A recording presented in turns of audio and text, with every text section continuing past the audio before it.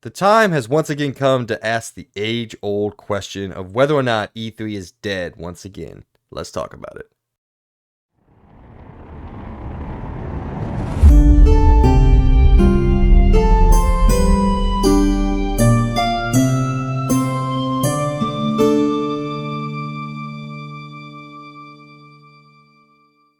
Good morning, evening, or afternoon, and what's up, everybody? Welcome to the XP Podcast, episode 37 for the first week of February 2023. I'm your host, Mike Z, and joining me once again, as always, every time, the Birdman himself, Logan B. What's up?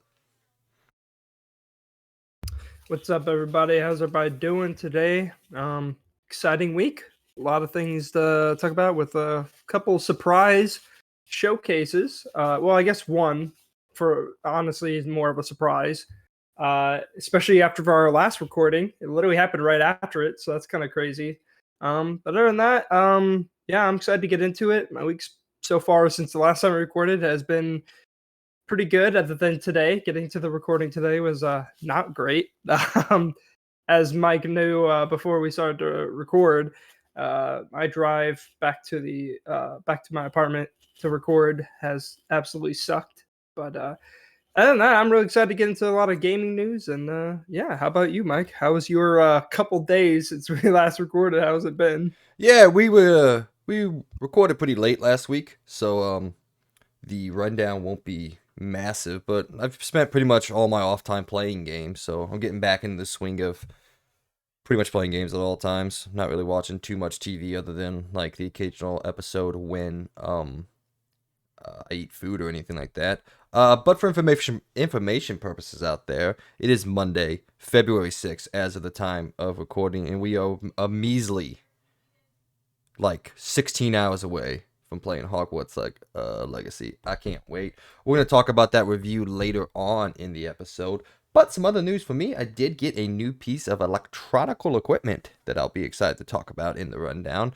But we'll save that for then. As always, though, let's jump in to this week's question of the week. Like every single episode, we begin the show with a random question thought up by me, DJ, sometimes Logan, or I randomly pull it from people on the internet and people who talk to us on the show. This one was a little bit of a weird one, but I'd say I threw caution to the wind and said, let's do it anyway, because it could be fun and interesting, seeing as how we are both of the male species out there.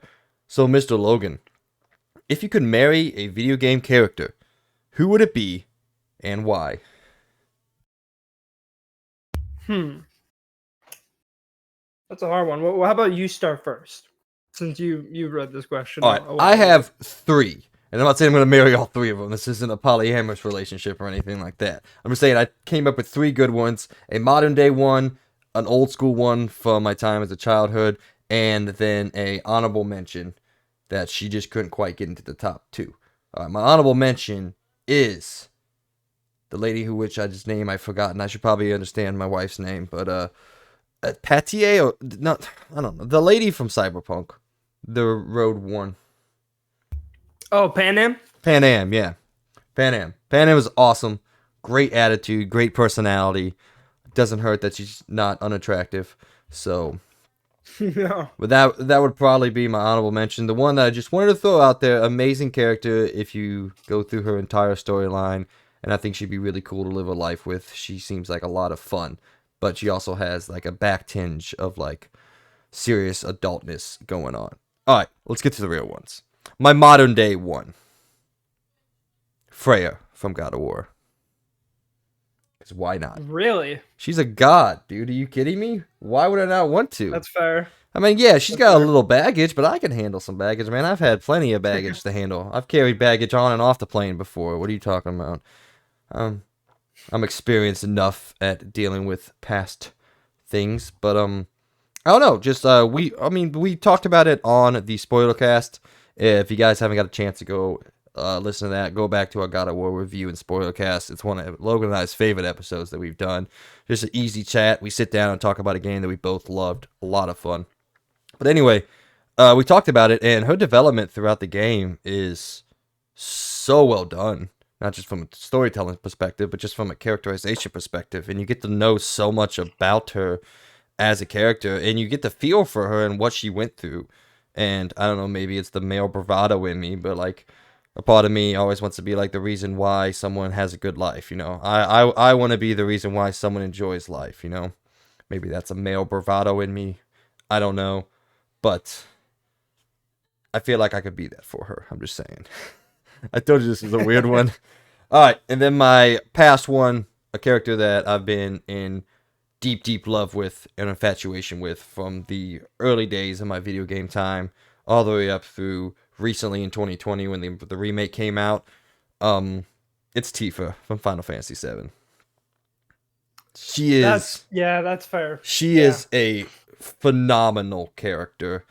Again, doesn't hurt that she's not unattractive, but she's so cool, and it's the one character that I wish the story would have gone in a different way in Final Fantasy VII. Look, Aerith is great, all right?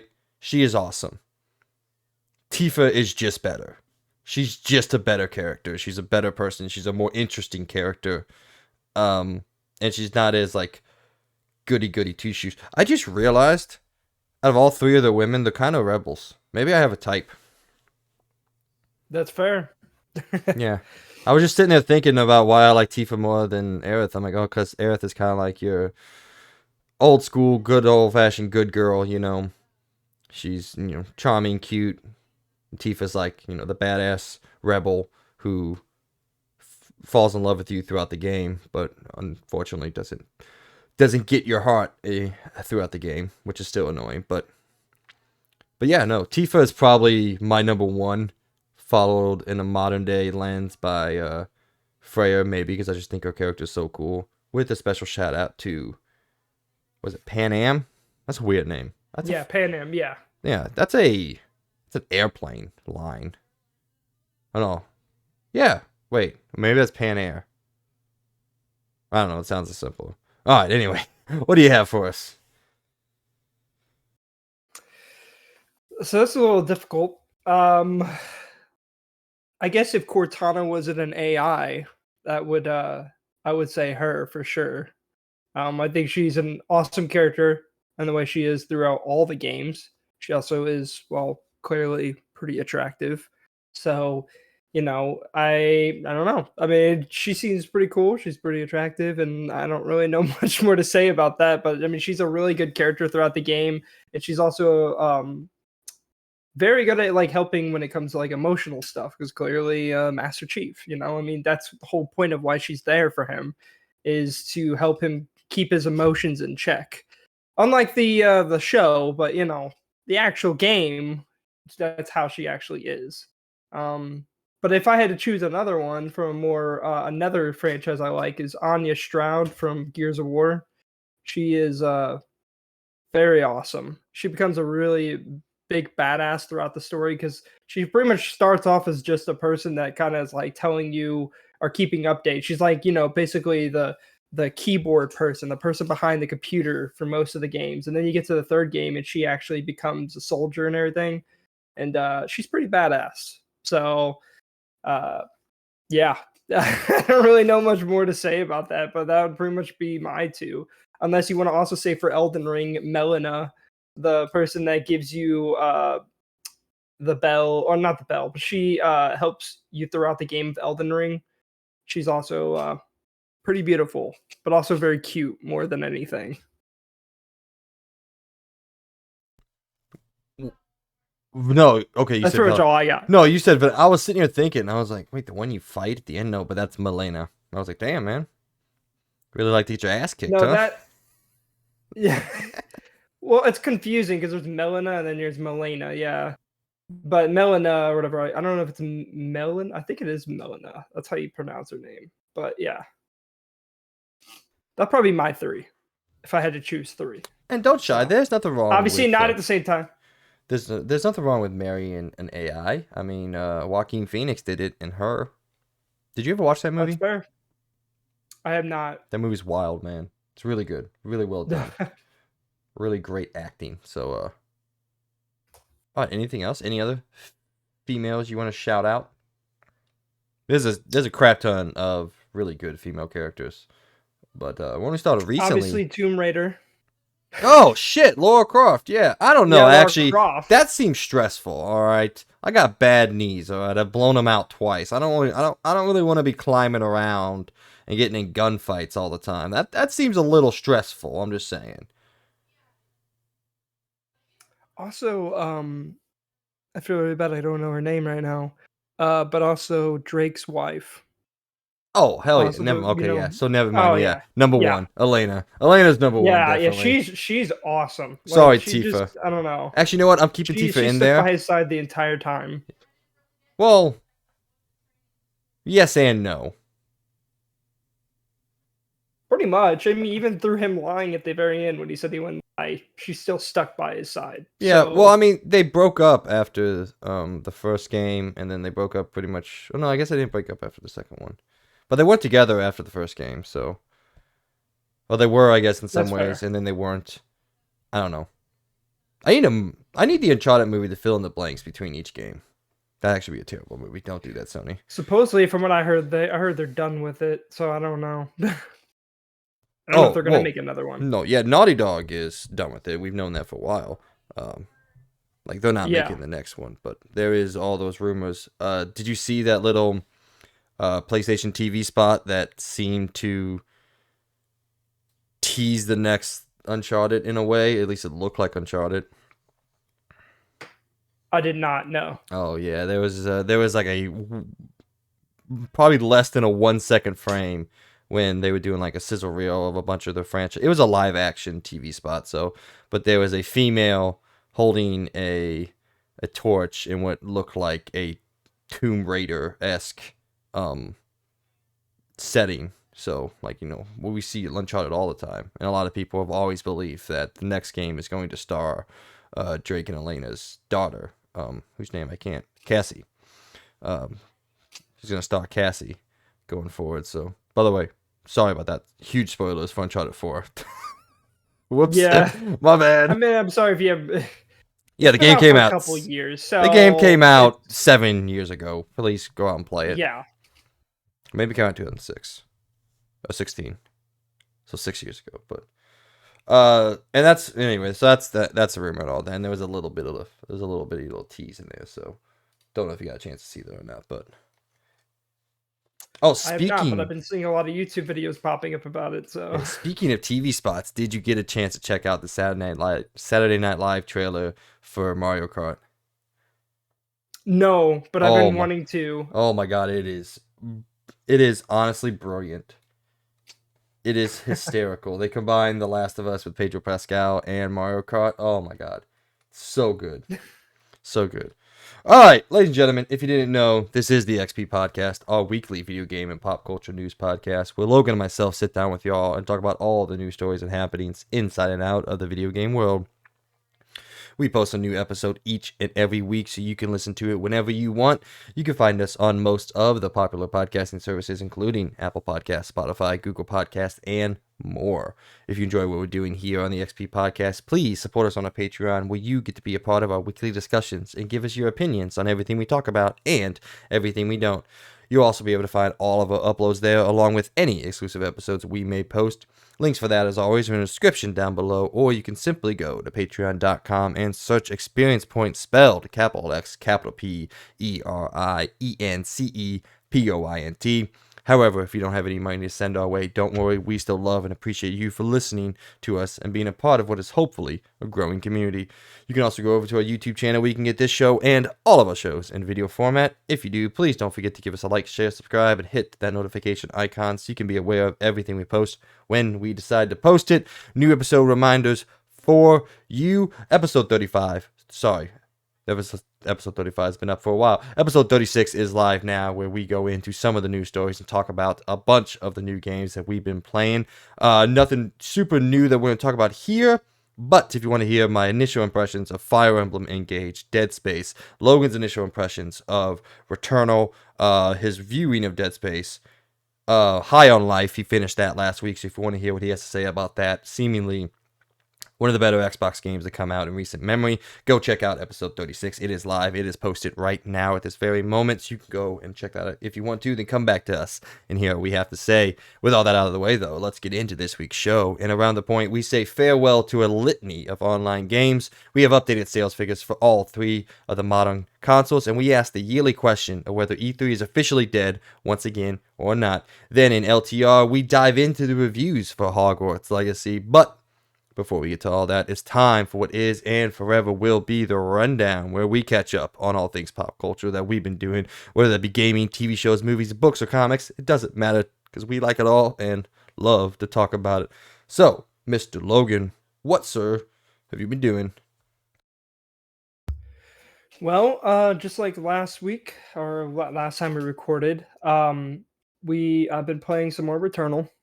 Put another two more hours in and everything, and I learned a little something. I for some reason thought when you played Returnal, you had to beat the same. Even if you beat the first boss, you had to go back and beat the first boss again, kind of like how some other roguelites are.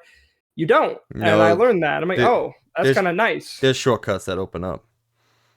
Yeah. So because like you literally just go to the a certain location and you can just jump to the next area is what I'm gonna call it, or a section. Um, I almost beat the second boss again for the second time, but that last phase is like brutal as can be. I got demolished.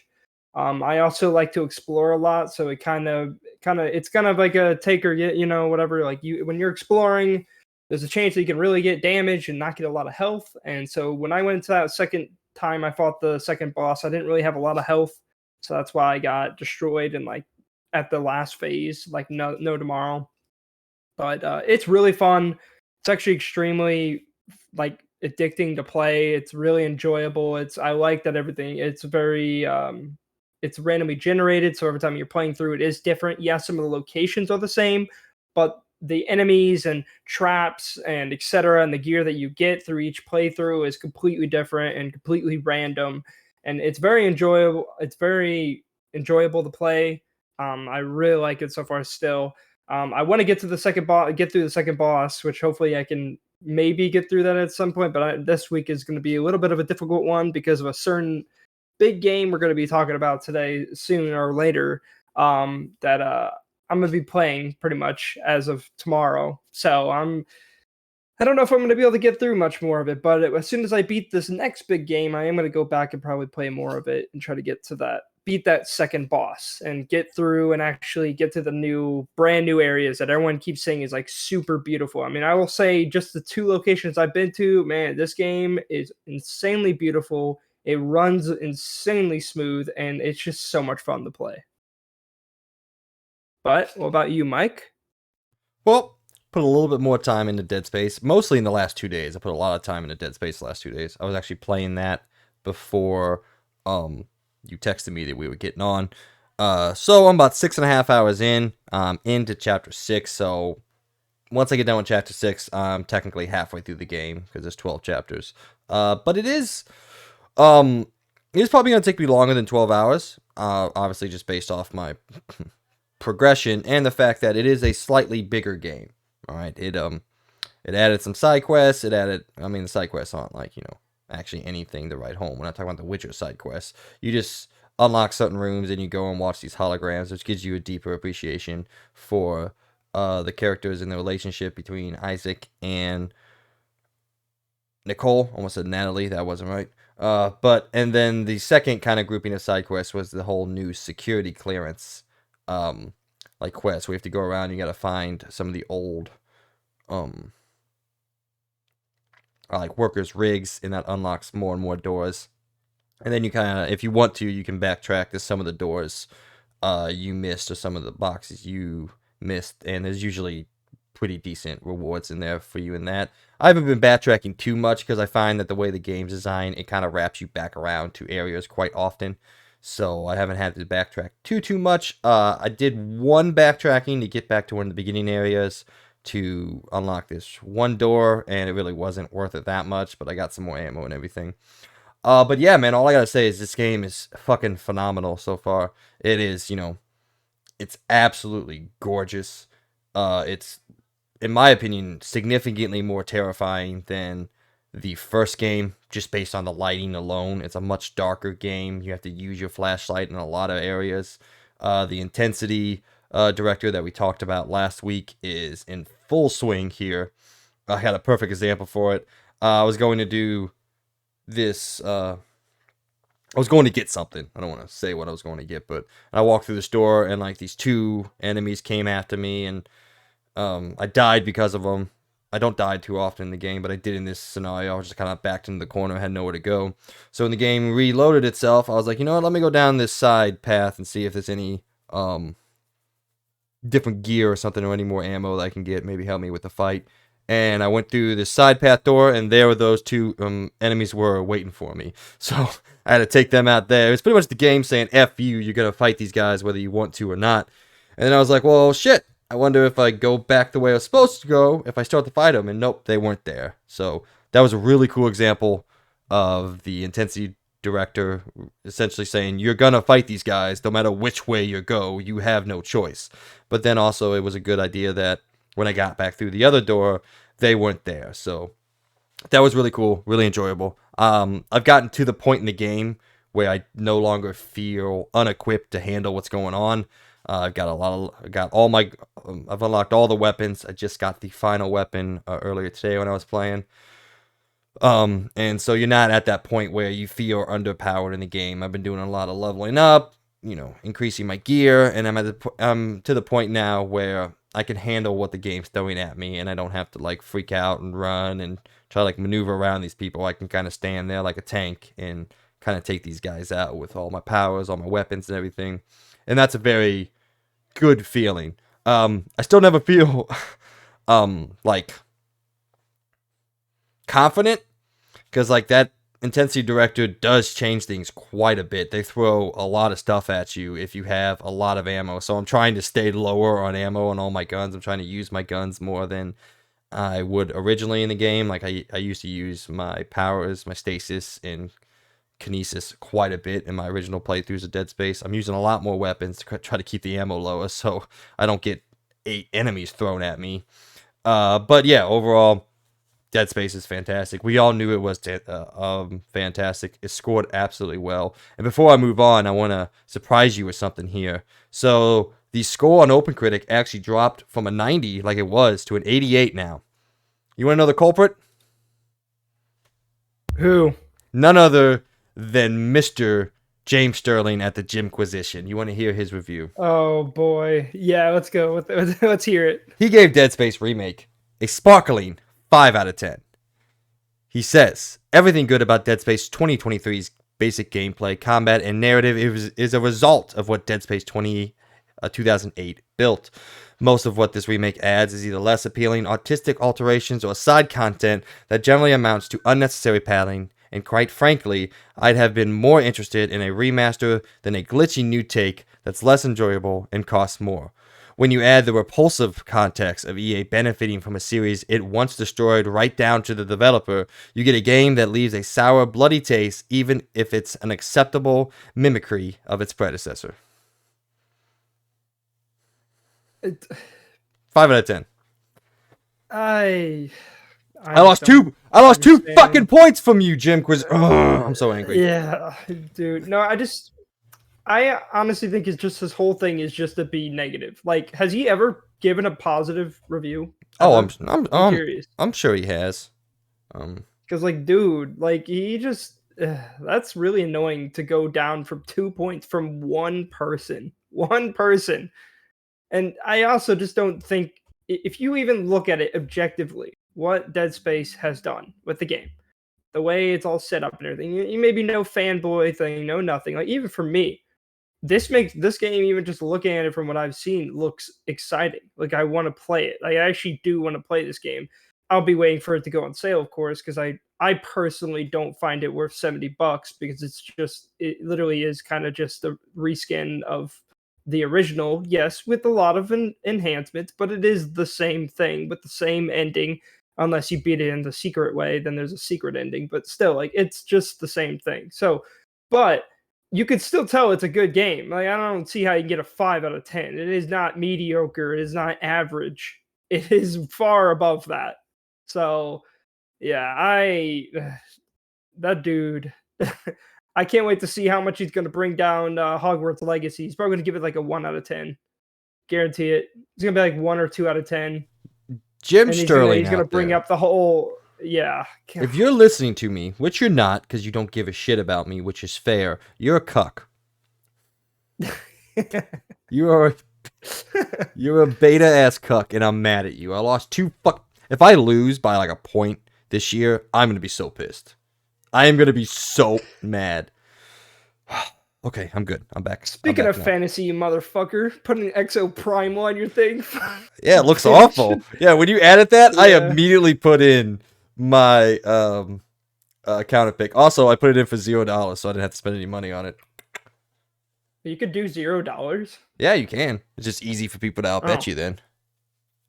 oh, that's Yep. fair. But Yeah, no. the moment I saw you add Exo Prime, I'm like, well, that's a counter pick on my end. Hey, and if it turns out to be good, you got me. Good job. I just think it looks I pretty mainly awful. put on there just to get a few points, just a Yeah. few, like 70 area. I'm not expecting an 80, not even a 90 out of it. But I kind of just wanted to put a little bit of a pick. I didn't even spend that much. I spent $1. So I was like, I'll just spend $1 on it and then get that in my thing. I'm obviously not going to put a lot of those games in there, but I wanted to fill out my list just a little bit. So I put like that game in there. The other games I've been putting in there, I have a lot more faith in. But that Speaking, game, I know it might just get like a 70 in the 70s. I think it'll be enjoyable, maybe good, but I don't expect it to be like 80 or 90. So if it gets over 70, you win. I lose points then. Speaking of filling out the list, man, DJ's putting in some work. He's just adding things, isn't he? yeah, He I'm is. tempted to put a thing on Dead Island 2. So tempted, but I I'm don't I'm a little know if. scared about that. I'm scared to do for anyone. I might not counterpick a single person because I'm too scared, man. Like Well, you have I to. like how at the beginning of this year we started. We have to put 1 or 2. You have to put 2. You have to. Are you It's God. part of the game. Oh, dude, I hate If it. I Okay, was well, you, I have some ideas. Then I know what I yeah, pick. I have. It's not gonna be Dead Island because I think Dead Island's at least gonna get a 70 or something. yeah. I have I a couple ideas. There's a game in DJs that I might put it on. I think it might be Suicide Squad because okay. I feel like that game is gonna get in the 60s. I don't think it will. I was gonna go with the double B game. Starts with the 2 words. Start with a B each. That's the one I was gonna counter pick, but then I saw you add Exo Primal. I'm like, oh, that's the easiest counter pick ever for me. Yeah. So, oh, and then you also got Final Fantasy VII Rebirth counter picked by Worthy, so you can't drop it if it does get delayed. Yeah. Hey, but joke's on him if it comes Again, out. still planned. Yeah, and if it Yeah, does, if it does come great. out, he's That's gonna lose a awesome. bunch of points. So, but all right. So we've been bouncing around. Let's get into. You've watched. Speaking of Dead Space, you've watched both of the movies that come out. What you think about them, man? Yeah, so it was kind of random coming upon this because I was like, you know what? I've always been interested in watching the Dead Space movies. So I looked it up on YouTube for shits and giggles just to see if it was even like on there, maybe a clip or something like that. The entire movie for both of them are on YouTube. You can watch the entire movies, both the movies on YouTube, and I guess they just never took it down or anything, but it's the entire movie from beginning to end. So I was like, okay, I'll watch them. They're like hour 20-minute movies. They're very short, in my opinion. They're very, very short. Downfall, I liked. I mean, and it wasn't fantastic. It wasn't amazing. But I still found it to be pretty enjoyable. The art style was pretty cool. And also just the fact that it just kind of showed like what happened before don't know what the little ship is called, but when Isaac Clarke goes to the Ishimura, like or Ishimura, yeah, that's how you say it. So it Who are was you kind talking of about? cool. The ship that he flies in on? I think it's like the Kells. It's something with a K. I don't remember exactly, but Yeah, Kellyan, I think that Kellyan. may have been Yeah, it. yeah, Yeah, yeah, Kellyan. yeah. So it was cool just seeing like what happened and everything because even like I've been watching the game too. I've been watching a certain big YouTuber Markiplier play it. So I've been watching the game. So it's cool to see the connections because they do some of the scenes in the movie, like the whole doctor and the captain scene where he gets stabbed in the eye. And then like they show some scenes about like They showed some other scenes in there too that were in the game, but it was cool seeing that. I kind of liked. I always like seeing kind of how like when you see the aftermath like in games and stuff, but it's really cool sometimes seeing like how it happened. Like seeing from like how the hell this entire infection got to the ship in the first place. So I thought that was cool. I thought Downfall was a very fun. It's not amazing. Don't expect like super good story because there's definitely some cheesiness to it. There's definitely some dumb things to it, but I found it to be pretty enjoyable. I actually liked it. It was also just really cool seeing what happened before the first Dead Space. Then I watched Aftermath. I already went into this movie seeing the reviews and they were god awful. Like a lot of people were not enjoying this, and I could kind of see why. I watched the whole thing. The art style they changed to is fucking horrible. It is. My It is God, ugly. awful, man. It is one of the most ugliest things I've ever seen. It's really bad. It's like I don't even know what to compare it to. Like early 90s, early 80s, like computer generated graphics. It's really freaking bad. But I do like that at least when they get to their stories, they do change the art style. So for each person that tells a story, the art style changes. And those art styles are far superior compared to the gross computer generated crap they did for most of the movie. It's really bad. But even overall, with all that, it was kind of dumb. Some of the things they did in the movie, I don't know. I wasn't a huge fan of some of the things on how they went down and everything. They were just kind of like, okay, like the captain being like, "Oh, let's do this ship thing. Let's get this one little piece of fragment." And all these people are dying, and then the fact that like no one was like checking up on this doctor being really dumb and just like I don't know. It was just really. It was okay. It was all right. I compare it to the Downfall. Downfall was way better than Aftermath. Like Downfall looks like a masterpiece compared to Aftermath. But it still was cool to kind of see how the second game started because it ends with the second game basically where it starts and everything. So I guess that was kind of cool, but like it's all right. It's okay. Don't expect much. But again, if you want to watch them, don't buy them. Don't do anything. Maybe I shouldn't be saying this, but still, it's on YouTube. They didn't take it down. So clearly, the people that made this movie don't give a crap that it's on YouTube. So go watch it on YouTube, both of them, if you have time. Especially Downfall, at least. I think Downfall was pretty good. And it was cool seeing what happened before the first Dead Space game. So, other than that, do you want me to talk about the last show? I'm just going to throw a little quick thing. We're going to talk about it more later. Well, yeah. So for information purposes out there, I have not gotten a chance to watch Last of Us episode 4, so we won't be talking about it in depth like we've had the past couple episodes. But next weekend we will talk about both episode 4 and 5 in a more deeper manner, along with obviously our week 1 impressions of Hogwarts Legacy. So you can look forward to that. But those will be the two starring pieces of the show next week. Probably going to be a shorter one. It's Super Bowl Sunday. Those of you out there that's been listening for a while, huge football fan. Eagles are my favorite team. They're in the Super Bowl, so I'm going to want to get in, get out. So it'll probably be a more tighter, shorter episode. Maybe just talk about those couple things, and if any huge story happens, we might bring it up. But so yeah, just let me know. Well, what? And Hogwarts Legacy we're going to be talking about. I already said that. Expect, yeah. Oh, yeah. I literally said that. Hey, by the way, what's the other team against the Eagles? Chiefs. I hope the Chiefs win. Oh, you dick. Yeah. No, but I just want to say, I've heard good things. I heard this is a more lighthearted episode, obviously, than what's come before him. So just what did you think about the episode? I will say that I personally like this episode more than the last one. Especially like that they kind of kept things a little bit more on track, I feel like, with this one. And overall, I'm excited for episode 5, but I will say episode 4 was great. It was shot very well. Action was great. So this was obviously more action-packed than the last episode. And overall, it just gets me more excited for the next episode.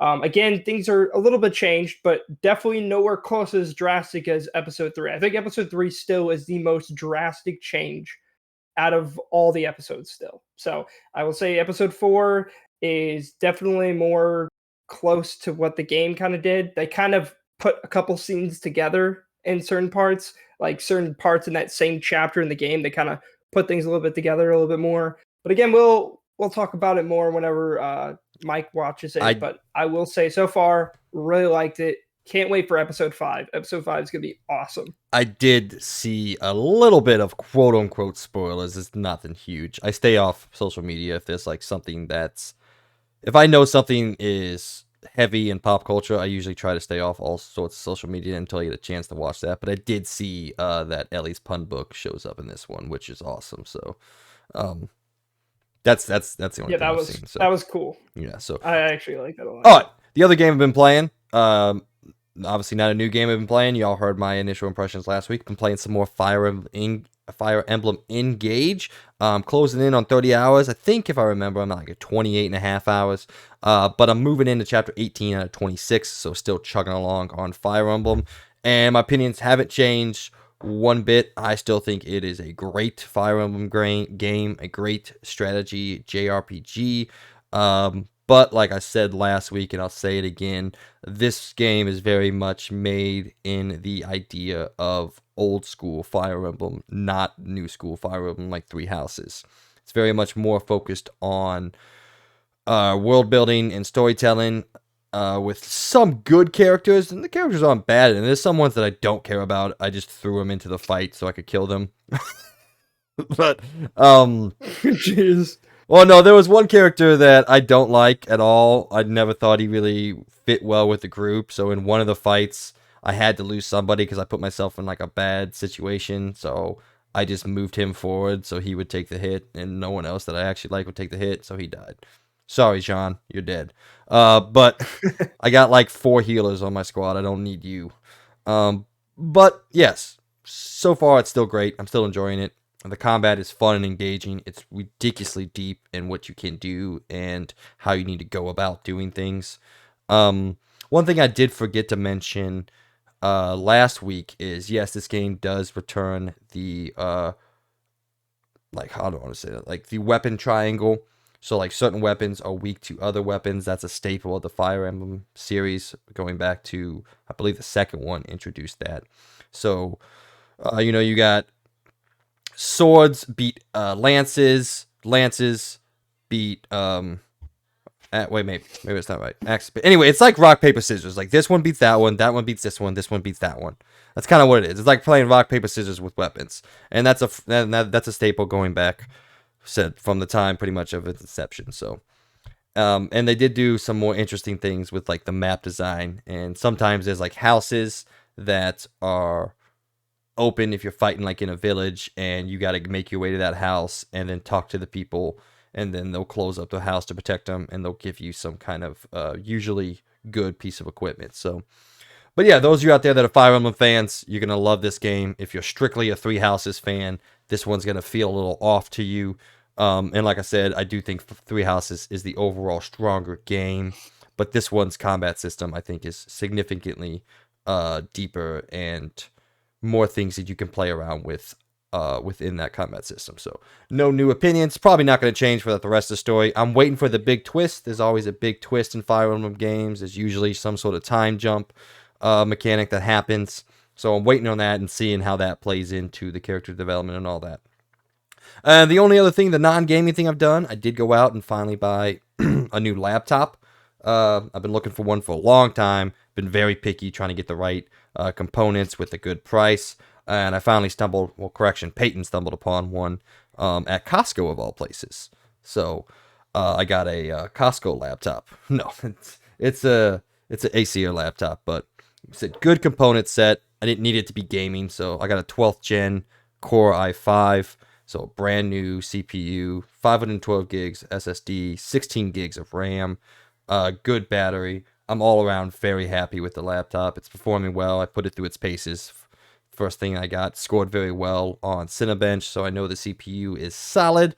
Doesn't get too loud because doesn't have to. There's no dedicated GPU in there or anything like that. But overall, very happy. Been looking for a new laptop for a long time, and it helps writing the episodes because I can now sit in my living room and watch some TV and write the episodes then. So I don't have to sit in front of my computer for 3 hours a week writing the scripts to these. So that helps out my time management a little bit. All right, but other than that, I don't have anything else. Just Dead Space, Fire Emblem Engage, waiting on Hogwarts Legacy, And then after that, I'm just waiting for the 22nd or whenever I get my VR, so I can play some Horizon, because you're not guaranteed to get it on launch day. They say they're going to deliver it anywhere between that week, so the 22nd through the 28th. So we'll see when I get mine, but I'll be very excited to sit down. Hopefully y'all out there are excited for it, or just excited to hear what I have to say. I'm sure Logan will be waiting to see what I have to think about it. But that's all I'm waiting for. Got my pretty much my schedule planned out. Beat Dead Space, Fire Emblem, Hogwarts, play Horizon, and then wait with bated breath for Resident Evil 4. If I have some extra time, I'll probably throw some Atomic Hearts in there. But I heard it was like a 20-hour game, so I don't know if I'll have time for that or not. But I know Logan's very excited, so he'll probably jump on that after Hogwarts. What do you say? For sure. Yeah, let's see. Yeah, I think that's the only other game coming out this month that I'm really excited for, if I'm thinking correctly. Yeah. Yeah. No, I'm really excited. Yeah, I got a lot going on this month. Very excited. Hogwarts is it's probably like a 50 to 60 hour game. So very excited to get into it. Yeah, I can't wait. I'm really can't wait for tomorrow. I really want to play the game right now. So I'm gonna be there when Best Buy opens, 10 o'clock. Get my game, go home, install, play. You'll get to play yours tonight because I'm guessing you got the oh yeah, I digital need to look edition. this up. Yeah, wait, I gotta look this up. It should go live at midnight. Yes, I might stay up actually. I'm very fucking excited for this game. Oh, I'm really sad actually for Amy. I was really hoping that she would be able to play it. I can tell she's a little sad about it. But the good thing is, her version of the game, which is by the way the last gen version, will be coming out on her birthday technically, April 4th. So that's pretty exciting. Easy birthday gift. So honestly, well, I'm Yeah. probably gonna do more than that, but I am for sure gonna get her for her birthday too because I know she's really excited. I told her what I'm gonna do so she doesn't get it ruined. Because again, I've asked her multiple times. I'm like, I'll try to find a way that you can play it with me, but she's like, no, I'll just wait for my version. I'm like, okay. So I was like, so what's gonna happen is I'm gonna play the game to the point I get to the free roam area, and then I'm gonna let her kind of mess around with it because I do want to see her experience. Like for her, this is a lot bigger of a deal than it is for me because I know she's gonna absolutely love this game. Every single video I watch. Oh wait, we're gonna be getting into it later. I need to shut up, but whatever. Oh, you're Still, good. And I was I'm just gonna say, excited for yeah, this. we'll talk about how people are reviewing it and what's out there. Early phases. This is still day one. Not all the reviews are out, but we'll throw it in there and we'll keep you updated as the thing goes on. All right. Anything else you remembered while I was rambling on about Fire Emblem and my laptop that you want to talk about? Other than that, I also put a little bit more Witcher 3 on my Steam Deck the other Hey, day. finally getting So back in. Do yeah. not quit. Dude, well, here's the thing. I'm gonna be playing the game off and on. I'm gonna maybe it's gonna be a while before I get back on console. But if I leave or go to someone's house, maybe I'll bring my Steam Deck and play it for a couple hours. Because I really love, by the way, really want to shout out. I really love the fact that they have that cloud save feature where I can jump back and forth between console and my Steam Deck. And by the way, runs. You've seen it firsthand how it runs on the Steam Deck. It still runs very well, and it looks insanely good on there. So I've been playing it on both, and I've been really enjoying it. I've been doing the Baron's Quest on the Steam Deck, which, by the way, I'm not that early in the game. I'm just going back finally to actually do Baron's Quest. I've been doing everything. Oh, I think that's Amy. That scared the crap out of me. But no, yeah, I'm gonna get back into it. It's just gonna take a little bit because again, we got a lot of big games coming out, and I kind of want to beat those first. Witcher's a 100-hour game, so I'm just gonna kind of jump back and forth with that. At minimum 100 hours. I think the story is like 60, and like I said, I think I put like 150, 160 into my initial playthrough just because I was doing a whole bunch of stuff, and it is. If you have nothing else to play, it is an absorbing game. You just want to get home and play more of it and explore more of the world. And yeah, the Bloody Baron quest is, I mean, it's well known now. It's one of the greatest side quests ever concocted in a video game. Um, and it's fantastic. So, all right, man, if you got And I've already nothing, beat it before, so I kind of know how it goes down. But yeah, no, I'm also planning on maybe beating the DLCs too, so that adds another like 50, 60 hours. yeah, So well, Hearts of yeah. Stone is only like 10 hours. But yeah, Blood and Wine is essentially its own RPG. It's crazy. So, I love that game so much. One of my favorite of all times. Sometime this year we gotta do. Well, maybe we'll do it next year. We gotta do an update of top 10 games because mine have moved around a little bit. So, all right. Do you have anything else, sir? Nope. All right, guys. Well, that was what you've been doing. I'm just kidding. We changed the name. That was the rundown where we go through everything that we've been playing throughout the week and let you guys know what we think about those things. Let us know down below what you guys have been doing, what you guys have been playing. Have you checked out Dead Space? Have you checked out Fire Emblem? Are you ready for Hogwarts Legacy as much as Logan and myself are? We're going to go now to, as always, Around the Point, where we go around the video game world and give you the news that you need to know about.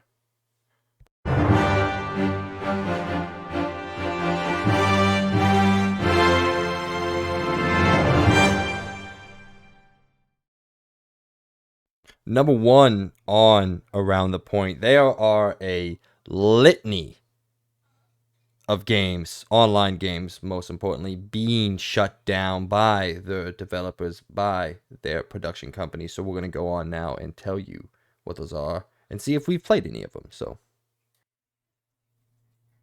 the first game that we're going to talk about that's getting shut down is Velan Studios' Knockout City. They've announced that it will be shutting down its dodgeball multiplayer game in June. The studio announced in February of last year that Knockout City was going free to play and saying goodbye to the former publisher of the game, Electronic Arts, who originally published the game through their EA original titles. Velan has gone on to self-publish everything after season 6, 7, 8, and then obviously 9 will be the last one. This is what they had to say. The director of the game said, "Today we are announcing that season 9 will be Knockout City's final season." Then on the morning of June 6, 2023, over 2 years after our initial launch, all servers around the world will be shut down and the game will no longer be playable. He says, "Since we are a small indie studio, it's simply impossible for us to make those kinds of systematic changes in the live game while continuing to support it. So it became clear to us that we needed to take a step back and pave the way for Velan to do what we do best by innovating." Now it says Velan plans to take everything it has learned throughout the... My dog is squeaking. Throughout the production of Knockout City and move it into a comprehensive retrospective on every aspect of the game and all the community feedback and analysis data, even our development process. With that, we hope to, sometimes in the not too future, take all that we've learned and start work on what comes next in the Knockout City universe. He finished his blog post with a huge personal note thanking everybody who has been with the game who has worked on it for the past 6 years, who has been playing it for the last 2 years, and just wanted to say thank you to everybody out there. So, Logan, did you ever sit down and check out Knockout City? I did for a couple rounds. It was pretty good. I have actually never played it. It did look cool, and then I kind of just forgot about it. Never played it. It did seem like a very cool idea because it was like a very competitive arcadey basically version of like dodgeball, and I thought that was kind of cool. I never played it, so again, I can't really say much about it. Probably out of all these games that we're going to have on this list, this was actually probably the most unique and interesting one that I found cool, but I just totally forgot about it. I don't know, we were recording right now, I forgot this game even existed, which may be a good reason why it doesn't, it's getting shut down in the first place. Like I totally forgot about this game. It just kind of went under the radar. I felt like I remember that like first week it was talked about, and then after that it was just gone. So it does suck to see this game go down because it did look very unique and very cool. I feel like they could have done some really interesting things with it, with some very fun thing, and it maybe made it a little bit bigger than what it was. But yeah. Since you played it, I mean, how was it when you played it? Was it fun? Yeah, it was fun. I only played it for one night. I played it with some of my work friends. I had thought about us all jumping on when it went free to play last year, but I never brought it up and we just never got around to it. So, but I was looking at the Steam charts and at an all-time peak of just shy of 6,000 players at 5,972, and currently there is a whopping 173 players playing the game. So, it seems like it's probably about time to let it go. They wrote it out as far as they possibly could. Yeah, when it went free to play, it was sitting around 3,000 to 2,000 average players, and then by August of 2021, its average player base had dropped to 159.8 average per day. So, fell off pretty quickly. I guess it went pretty strong for about a year. But yeah, like you said, pretty unique game. It was supported for a long time. I think they did a good job of supporting it, keeping things updated, keeping what player base they had um, in there playing. You know, oh my God, I'm looking at this. In May and April, they didn't even break 100 people average. Whew, that's rough. Jeez. That's rough. Average players per day. So, it's definitely a game that ran its course. It was over. Um, and they're moving on smartly to what comes next. And I'll be excited. I'll be looking out to see what they take from this and what they learned and to see what their next game is. So, um, overall, good job. Nice first attempt. I believe it was the first game they ever made. So I'll be excited to see what they have next. Moving on to the second game on the list, a game that definitely did not last as long. Iron Galaxy's Rumbleverse, a pro wrestling favored battle royale, is shutting down next month after only 7 months on the market. In a blog post from the director of the game, it says, "When you work on a video game, you imagine the community that will show up to play it someday. For years, we dreamed about a lively city filled with people fighting to become our champion. We strived to create a vibrant place that celebrated the competitive spirit. Our goal was to bring joy back to online multiplayer gaming. The people who gave Rumbleverse a chance and took it on as a new hobby have validated every day that what we put into bringing our ideas to life." That was a very weird sentence. But now this is a game I jumped into for one game. Just one. And I did not think it was it. So, and apparently, it didn't really ever catch a audience. So, did you jump into this one at all? No. No. Even when they first showed it, I'm like, this does not look interesting at all. Like, I get kind of what they were trying to do. Again, like trying to make a very unique ish game with, like that's Battle Royale. Um, Especially it seemed like with the art style, they were trying to capture also the Fortnite community with this semi cartoony looking art style. And it just, yeah, it looked, just didn't look fun. Like it kind of reminds me of another game that came out not long ago that one what is it even called? It's like an Asian one where you're like samurais and stuff, and you're like you fight in like a battle royale thing. It just doesn't look interesting. Doesn't look like it has a longevity behind it. It just looks, like a game you would play for a day and then never touch again kind of game. So I mean, that's exactly what I did. yeah, So, it's it was, I'll give him credit. It was a generally not unique, but a different approach to Battle Royale. And it's a game I feel like needs to be made, just make it better. Like, Battle Royale is clearly a genre that's here to stay. We talked about it, well, not on this show because we started only last year, but before that, we talked about, when is this going to die off? When is this fad going to become a thing that's not in our games anymore? And I think there's enough legs in the genre, and obviously, there's enough people who enjoy this type of gaming that I don't really personally foresee this just dying, going away ever. I mean, Warzone's going to be around for a long time. Fortnite will live on past both of us, apparently.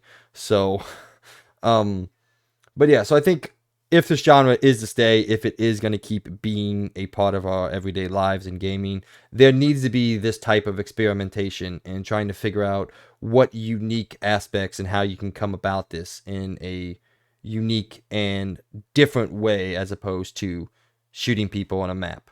So this was a interesting attempt. I'm not going to say that the game was terrible. It wasn't. I think it died just because it obviously never found a player base, and I don't even know how well they supported it because it says I wasn't there after the first 24 hours. So, I think it could have been fun if there would have been an audience that they would have latched onto it, and if they could have made a run at it. But clearly, that's not what happened. So hopefully, they maybe take this idea and go and make a much more fleshed out battle royale game with kind of the same focus on melee style, because I think there is something that could be there within the grander battle royale genre. So That's all I got on that one. So sad, I guess, in a way, but I'm glad it existed. Like I said, there needs to be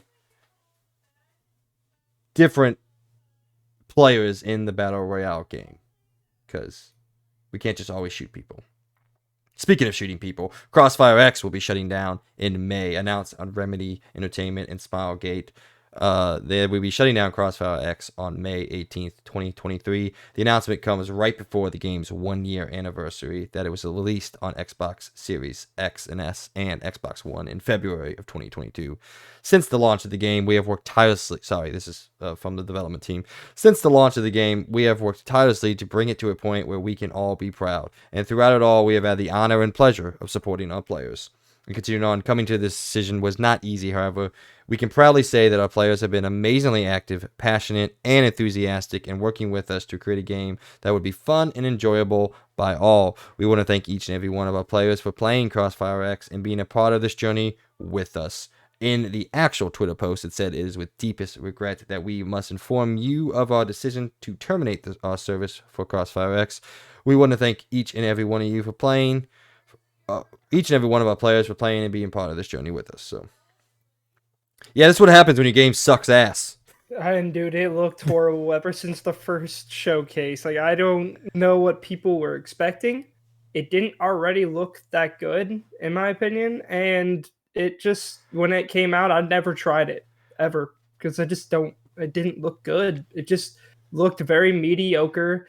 And like in today's day and age, if you're going to come out with a shooter, especially multiplayer, you got to do something interesting to catch people's attention. And they did nothing. If anything, they tried to almost go back to this weird classic formula where it was very like arcadey, but they also tried to make it more modern and like it was just really weird and altogether just a mess of a game. And I even remember seeing like them basically desperately trying to get people to play because they kept like having like YouTubers make ads for it and like showcasing how they're adding these fun new weird modes where you're supposed to knock people off of these lines. Like they were doing everything they could to hold on to this game, and it just yeah. I'm not super surprised about this game dying, but I am a little surprised it died in just a little bit over a year.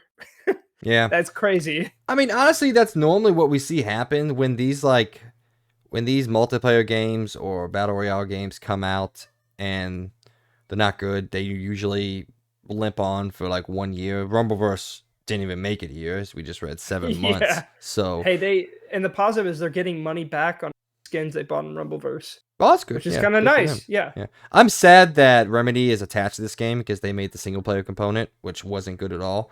But speaking of not being good, I read this little line from the article we're looking at, IGN's review. I don't even remember them saying this, but they said Crossfire X's pair of single player shooter campaigns are sloppy, soulless, and mercifully brief.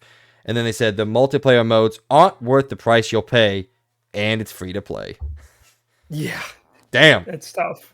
That's That's tough. yeah, that is definitely tough. So I don't care that this is closing down. Like I said, correct me if I'm wrong. This was mostly a Chinese-based game. Obviously, Smilegate's based out of Chinese, but this was a big game in China, and they brought it to the United States when Remedy worked on the single-player game.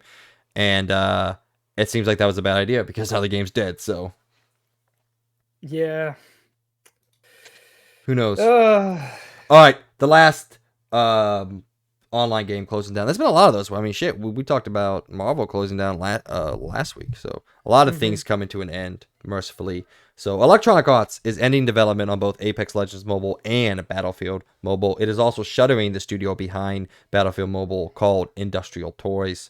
This news came part of EA's fiscal year 2023 quarterly results, in which the company revealed it is also delaying Star Wars Jedi Survivor to April. We'll talk about that momentarily. EA is ending its Battlefield Mobile, which hadn't been fully released yet. Is that true? yeah, never ever got released. It's been in the talks. Like they've been trying to bring this to mobile, but it never came out. Which Jesus. honestly, this entire story surprises me. Like usually these kind of battle royale games on mobile do very well, especially Apex Legends, which already has a big popularity in general. This surprises me an insane amount that Apex Legends mobile opened up what last year, I think. Something I like would think that. it'd be doing insanely well. I'm kind of surprised. Who It must knows? have been really bad if people did not like it. That's yeah, I don't know. That kind of surprises me. Also, another part of that news is that if you did buy anything in Apex Legends on the phone, you're not getting your money back. So sucks to suck. You paid all that money on any skins in that game, it's gone.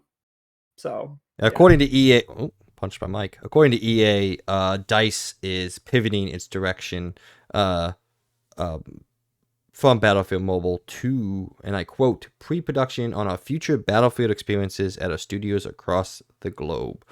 And apparently, the company adds that it is hard at work evolving Battlefield 2042. Just stop. Just stop. But a much more shining star, Respawn had this to say about the closing of Apex Legends. Apparently, a game that actually people could play. It said, at Respawn, we aim to provide players with games that are consistently outstanding. Following a strong start, the context pipeline for Apex Legends Mobile has begun to fall short of that bar for quality, quantity, and cadence. It is for this reason, after months of working with our development partners, that we have made the mutual decision to sunset our mobile game. Although disappointing, we are proud of the game we launched, are grateful for the support of the Apex Legends community, and are confident that this is the right direction for players. So there you go. So they're proud that they released it, but they're not proud of how it released. I think they're proud Makes of sense. this. No, they said they're proud of how it started. They're not proud of what the game has become since then. So pretty much they fucked up. Yeah, basically. So Well, do you want me to talk about this last one? what last one? I put another one in there real quick. Oh, did you? Sure, go ahead, knock Yeah, it out. yeah. I didn't even see that. So there is another game that that was actually quite wildly, popular on VR called Echo VR, which basically was like the best way to describe it is like astronaut soccer, or in a sense, like basically it's like all and like zero gravity, and it's kind of competitive, kind of like Rocket League and everything, where you're these like robots in space jumping around, trying to go on people. It's very competitive. There was actually leagues made for this. Again, it got very popular. On Meta, though, the Quest, or as it originally used to be called, Oculus Quest 2, it was also pretty popular on there, but they had some weird support problems on there where they brought like a certain mode to the PC but then bring it to the Quest, and there's a whole thing with that. But they have decided recently to that they, as of August 1st, that they are going to be closing down the servers. And just like I said with a lot of these other games, and another reason microtransactions and skins are so dumb, if you paid money, you're not getting a sucks to suck. You paid money, goodbye. We took your money and went with it. So it kind of sucks. A lot more people are really mad about this because there was actually a big community about this, and a lot of people have no clue why they're doing this. They basically just said, we don't have enough people to work on this, and we're moving everyone over to build a new game. Kind of like another game we're going to be talking about later. But they basically said that we are moving all of our assets, or as the meta people said, our human resources, because that doesn't sound like a robot. We're moving our human resources to other projects in the meta. And they decided to, so sad that they're going to be closing down this big game and closing down this community to make something that'll reach to millions of other people out there. Yeah. Now this is the first step to Meta starting to screw everyone over and focusing more and more on not making games and more focusing on making this dumb new future they're aiming for. So yeah, it kind of sucks for this game. I never played it, but I did think it looked pretty cool. It actually looked fun. Again, it had a really big community out there. A lot of people really liked it. There was even esports teams for this and everything, and it was a big deal. But yeah, they decide that they're just gonna stop, and instead of leaving the servers open or maybe even making it peer to peer, they're just like, no, no, it's just gonna go away. It's gone.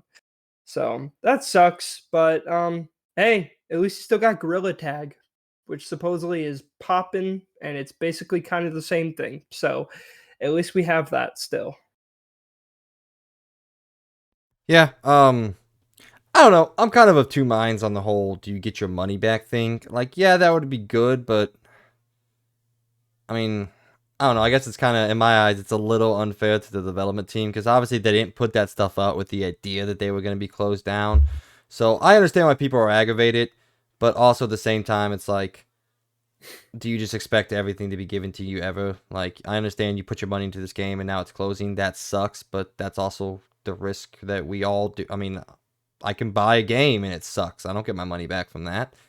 So No, I I mean, you understand mean it's like they annoying, should but keep the servers open, is my opinion. Like, oh, or okay, yeah. don't keep them open and maybe make it peer to peer, which therefore they don't have to have servers open. Yes, the connection isn't going to be as good as a dedicated server, but at least keep them open. Just keep peer to peer or something. Like then people won't be so upset about it. You know, like you're just like, hey, play it till it's dead, and then you can't be angry at us because it's died because you guys aren't playing it anymore. So Yeah. I think that's what they should do. There's a big YouTube channel that I watch called Thrill Seeker where they made a couple videos on this. He's a really big person on VR. And yeah, this just really sucks because again, yeah, there was surprisingly a big community for this game. They did start losing a lot of support within I think within the year or so. But still, a lot of people played it and a lot of people enjoyed it, especially the PC community, supposedly. Um, and it just sucks because it's like, it's maybe not about the fact about not getting your money back, but it's the fact that you're just going to close the servers and then not even allow people to play it anymore, which I just think is weird. Just keep it peer to peer or something. I don't know. But it is what it is. It's sad. This seems to be the year of closing down online games. When Yeah. last year was all about delays, now Yeah. it's the year of closing down online games left and right. Apparently. I guess maybe it's like, they're doing this at the beginning to get into that fiscal quarter. They want to reset things before the year ends because, this year's fiscal quarter ends in March. So they want to get things done and out before then so they can move on. It makes sense if you think about the timeline like Yeah. that. So, but let's go on to the next one. Speaking of, we told you talking about what were we talking about? Apex Legends and Battlefield Yeah. Mobile, which apparently the game that never was. I didn't even know that. I thought it was a game. I don't pay attention to anything on mobile. So anyway, EA has decided to delay Star Wars Jedi Survivor about 6 weeks. In a message posted by Respawn to Twitter, this is what they had to say. For the last 3 years, the Jedi team here at Respawn has poured its collective heart and soul into Star Wars Jedi Survivor. We are proud to say the next chapter in the tale of Cal Kestis is content complete. We are now focused entirely on the final stage, bug fixes to enhance performance, stability, polish, and most importantly, the player experience. Jedi Survivor is a direct response to the feedback from our community, delivering expansive destinations to expansive destinations to explore, evolved combat and traversal, and of course the continuation of Cal and BD's story. Making this game has truly made us a better team, and we have pushed ourselves at every level to make this the Star Wars sequel all fans expect from Respawn and Lucasfilm's games. In order for the team to hit the Respawn quality bar, provide the team that they need. Oh my God, provide the team the time that they need and achieve the level of polish our fans deserve. We have added 6 crucial weeks to our release schedule. Star Wars Jedi Survivor will now launch globally on April 28th. Thanks to EA and Respawn for giving us the time to deliver the best experience for our players and all of us and all of you out there for understanding. May the Force be with you, Stig, and the rest of the Star Wars Jedi team. So, I immediately went to Reddit and see if there was any keyboard warriors that had shit to talk about, and of course they were. But in my opinion, this is nothing bad. We've talked about and we've had these small little delays here and there for other games, and unless a game gets delayed by like a whole year and then another 9 months, hint hint, the game we'll talk about shortly. Yeah. These little delays, I don't think it's anything for us out there to freak out about. This is clearly just they need a little bit more time to clean everything up, which again, I want to say I am 100% okay with. More teams should do this. CD Projekt. If the game's not ready, don't release it. We'll play it when it comes out. You don't have to worry about it. Although this is a significant impact, speaking of, we were just talking about the fiscal quarters and the fiscal year, this game is now a part of EA's fiscal year for 2023. So they moved it out of the very end of this year. So there could be multiple phases of this. Obviously, they want to give the team all they can to survive, but maybe EA has matched their projections for the year and they don't need Jedi. So they're going to kickstart their next fiscal year, which starts April 1st, and give them a leg up.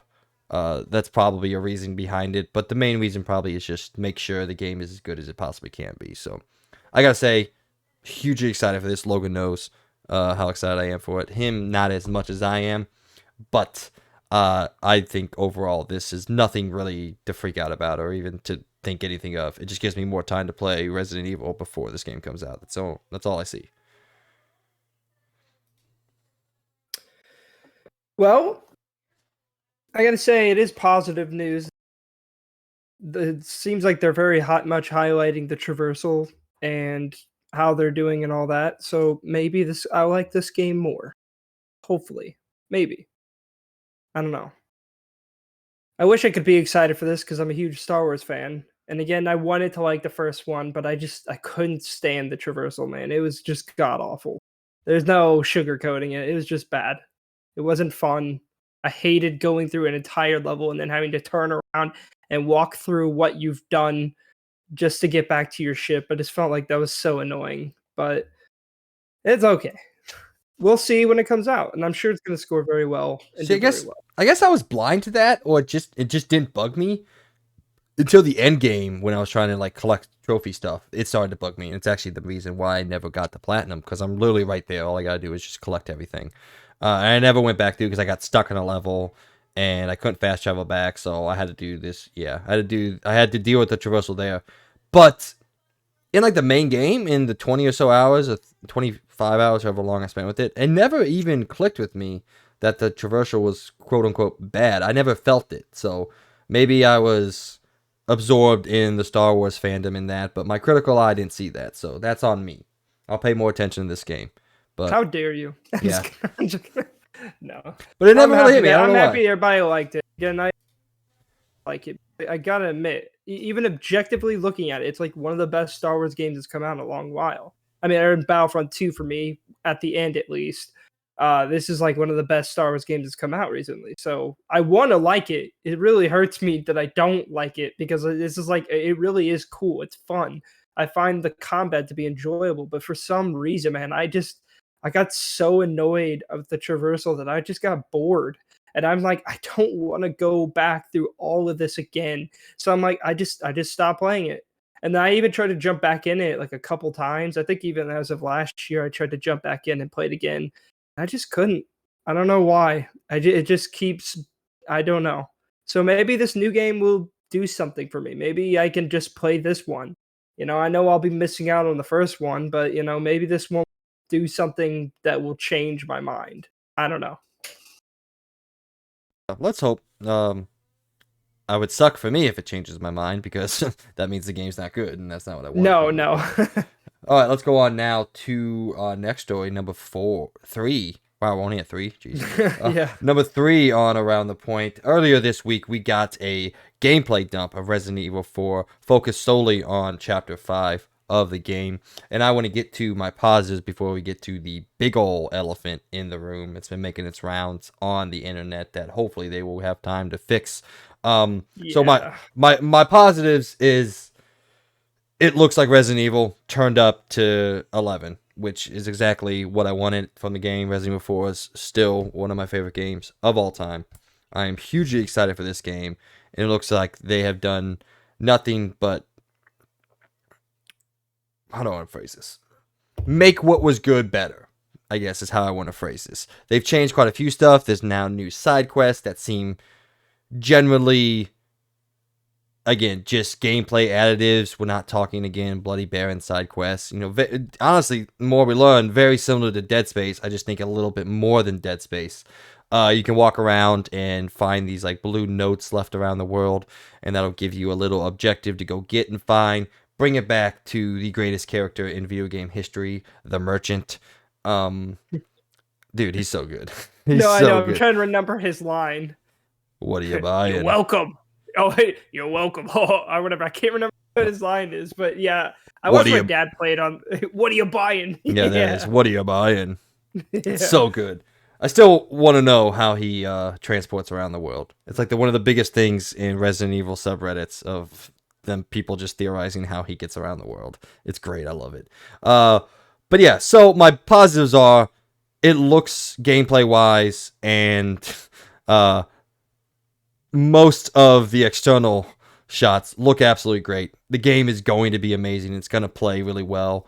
It looks like it's taking what RE2 and 3 did, turning it into RE4 gameplay and setting and the story that is RE4. And it looks, like I said, fantastic. The big yeah. elephant in the room. Can we say Dude, GTA Remake Rain? yeah, no, dude. Dude, when I watched that, I'm like, dude, this is literally the GTA remake or remaster, whatever games, or definitive edition is what they're called. Yeah, this rain looks god awful. Like, there's no sugarcoating this either. That rain looks really bad, like really bad. I was like, dude, I could barely see anything, and it's not because the rain was too heavy. It was just that it was super white. It's almost like they brought the opacity all the Yeah. way up and they didn't bring it down at all. Yeah, and I think, what they were trying to go for was kind of obscuring your vision a little bit to make the fright in the game a little more heightened. But like you said, if you want to keep the amount of it in there, that's fine. But man, quit making it so ugly. It is because it's just so white on the screen. It's just drops of white pixels flowing past you. And yeah, I know. I was watching this. I was like, all right, yeah, this is really cool. And we walked out in the rain. And like when you go walk out there, you went under that little like balcony type thing, and I was like paying attention to how the rain hit the characters. I'm like, oh, that looks great. And then you walked out, and I was like, oh, what the fuck? That looks terrible. What the hell? And yeah, you couldn't see the enemies, which again might be the point to kind of obscure things. But please, before March 28th, find a way to find a way to obscure the enemies a little better. I don't want to play one of my most anticipated games of the year looking like that when it rains. And it doesn't rain often. Maybe it might rain more in this game. It doesn't rain often in the original Resident Evil. I think it only rains in that chapter 5 and then the first chapter of the castle section of the game. So it doesn't rain often, and most of the game is in internal spaces. So it's not really a huge deal. We're talking about maybe, 2 hours out of a 20-hour game. So, but it did look awful. I don't know why they showed it off. I don't know. I guess they were proud of the rain effects. Yeah, they still need to fix that. Like, honestly, they really should have stayed away from those scenes. But honestly, maybe it is a good thing they told us because then they'll actually get some good feedback. And I really hope they fix them because it is really bad. Like, everything else looks so good. Like, I'm actually excited for this game. I will be getting it day one, by the way, especially since it's only $60. It's not like Dead Space, which was $70, which is awesome to see. So I will be getting it and I will be playing it. It looks great. Gameplay looks super fun. Again, I have seen a lot of the story. I haven't played it myself, but I watched my dad play it. By the way, on the Wii. I watched him play it on the Wii. And he beat that game multiple times. I watched it all the time. Yeah, I'm very excited for this game. It actually looks super good. It looks super fun.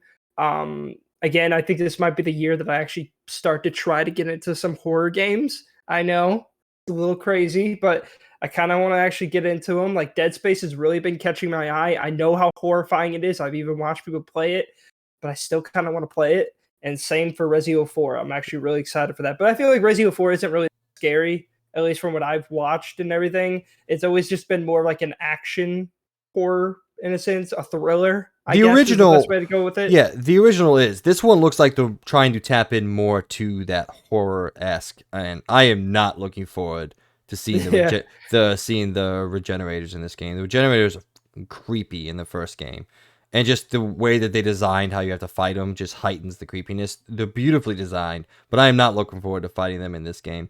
But this does overall look like a lot more oh my god, what am I trying to say?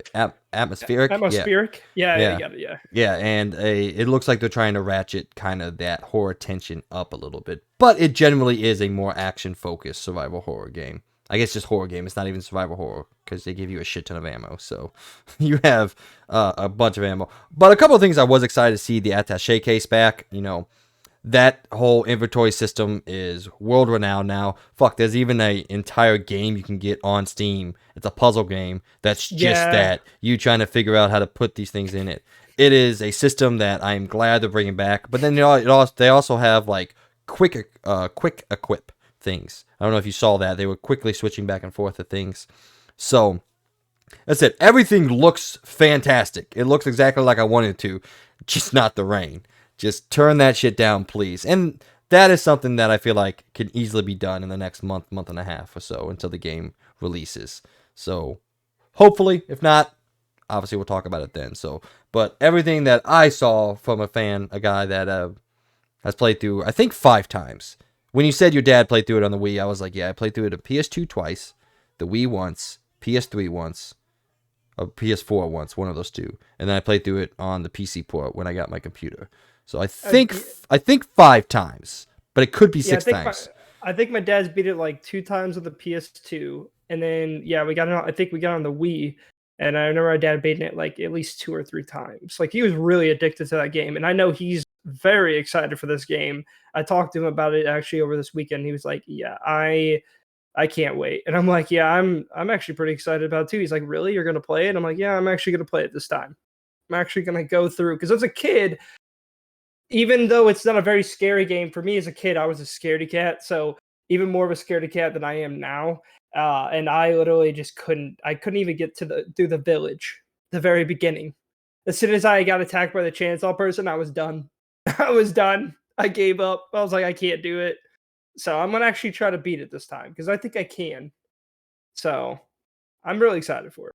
Even though the rain looks like absolute dog shit, and I mean that it looks bad. So I don't think it's as bad it's as as bad as GTA. Definitive Edition, dude. It is as It's bad. I it's 100% bad, but believe it's that. not. I don't think it's as bad. Maybe that's because the rest of the game looks good and the rest of GTA still look like ass. So Oh, that's true. it Yeah, was no, it just doesn't look. all The ass. whole So game is as bad. It's just the rain. yeah. So And yeah, they need to fix the rain. maybe that's where it comes around. All right, now let's go on to our lead story of the week. Story number 4: EA. That's not what I wanted to say. E3 is dead once again, part 5 or whatever it is. So, a little bit of background information on this. Yeah, EA is controlled by the Entertainment Software Association, also known as the ESA, announced in March that E3 would once again be returning as an in-person show in Los Angeles following the cancellation of the 2022 edition.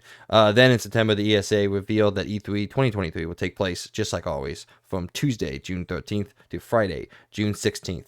We have now gotten news this week that along with PlayStation and Nintendo not officially being at EA or E3 like they have been for quite a few years, Xbox now appears to have made the decision to not be at EA internally. It goes on to say that they are still planning to have their showcase in Los Angeles at the Microsoft Theater, like where they always do, to capture on the amount of games press and fans around the show for E3. But it appears that Xbox is now pulling out of being associated with EA. I keep saying EA, E3 in a fundamental manner. So what do you think about this, man? Like, now that all 3 studios aren't officially at EA, PlayStation hasn't been there since 2019. Nintendo hasn't been there since I think 2018, and now Xbox, a mere 3 to 4 years later, is also apparently not going to be there. Wow. First thing I want to touch on, read the second paragraph. Now IGN reports Yeah, I it know. has learned that PlayStation, Xbox, and Sony. Whoa, I didn't know Sony and PlayStation were completely different. Yeah, no, I skipped over that, so I read it, but I I skipped thought that over was it. funny. Game Informer, please read your second paragraph and change that because yeah, I thought that was funny. But other than that, yeah, what even? Well, I guess EA will probably be there, right? Or is EA even going to be there? Because EA usually makes a big showing too at E3, and No, they have a whole big event. EA has their own event called EA Play that's technically separated. They're not on the games floor either. Usually it's Ubisoft, Bethesda's been there quite a few years. Square always makes an appearance. Um, and then you have other things like Devolver Digital showed up last year. You got Conch Media. Some of the newer players are still there, but not some of all now all the old players. Most importantly, the biggest three: Nintendo, Xbox, and Sony on PlayStation, pulling out of it. And so yeah, it'll still be there.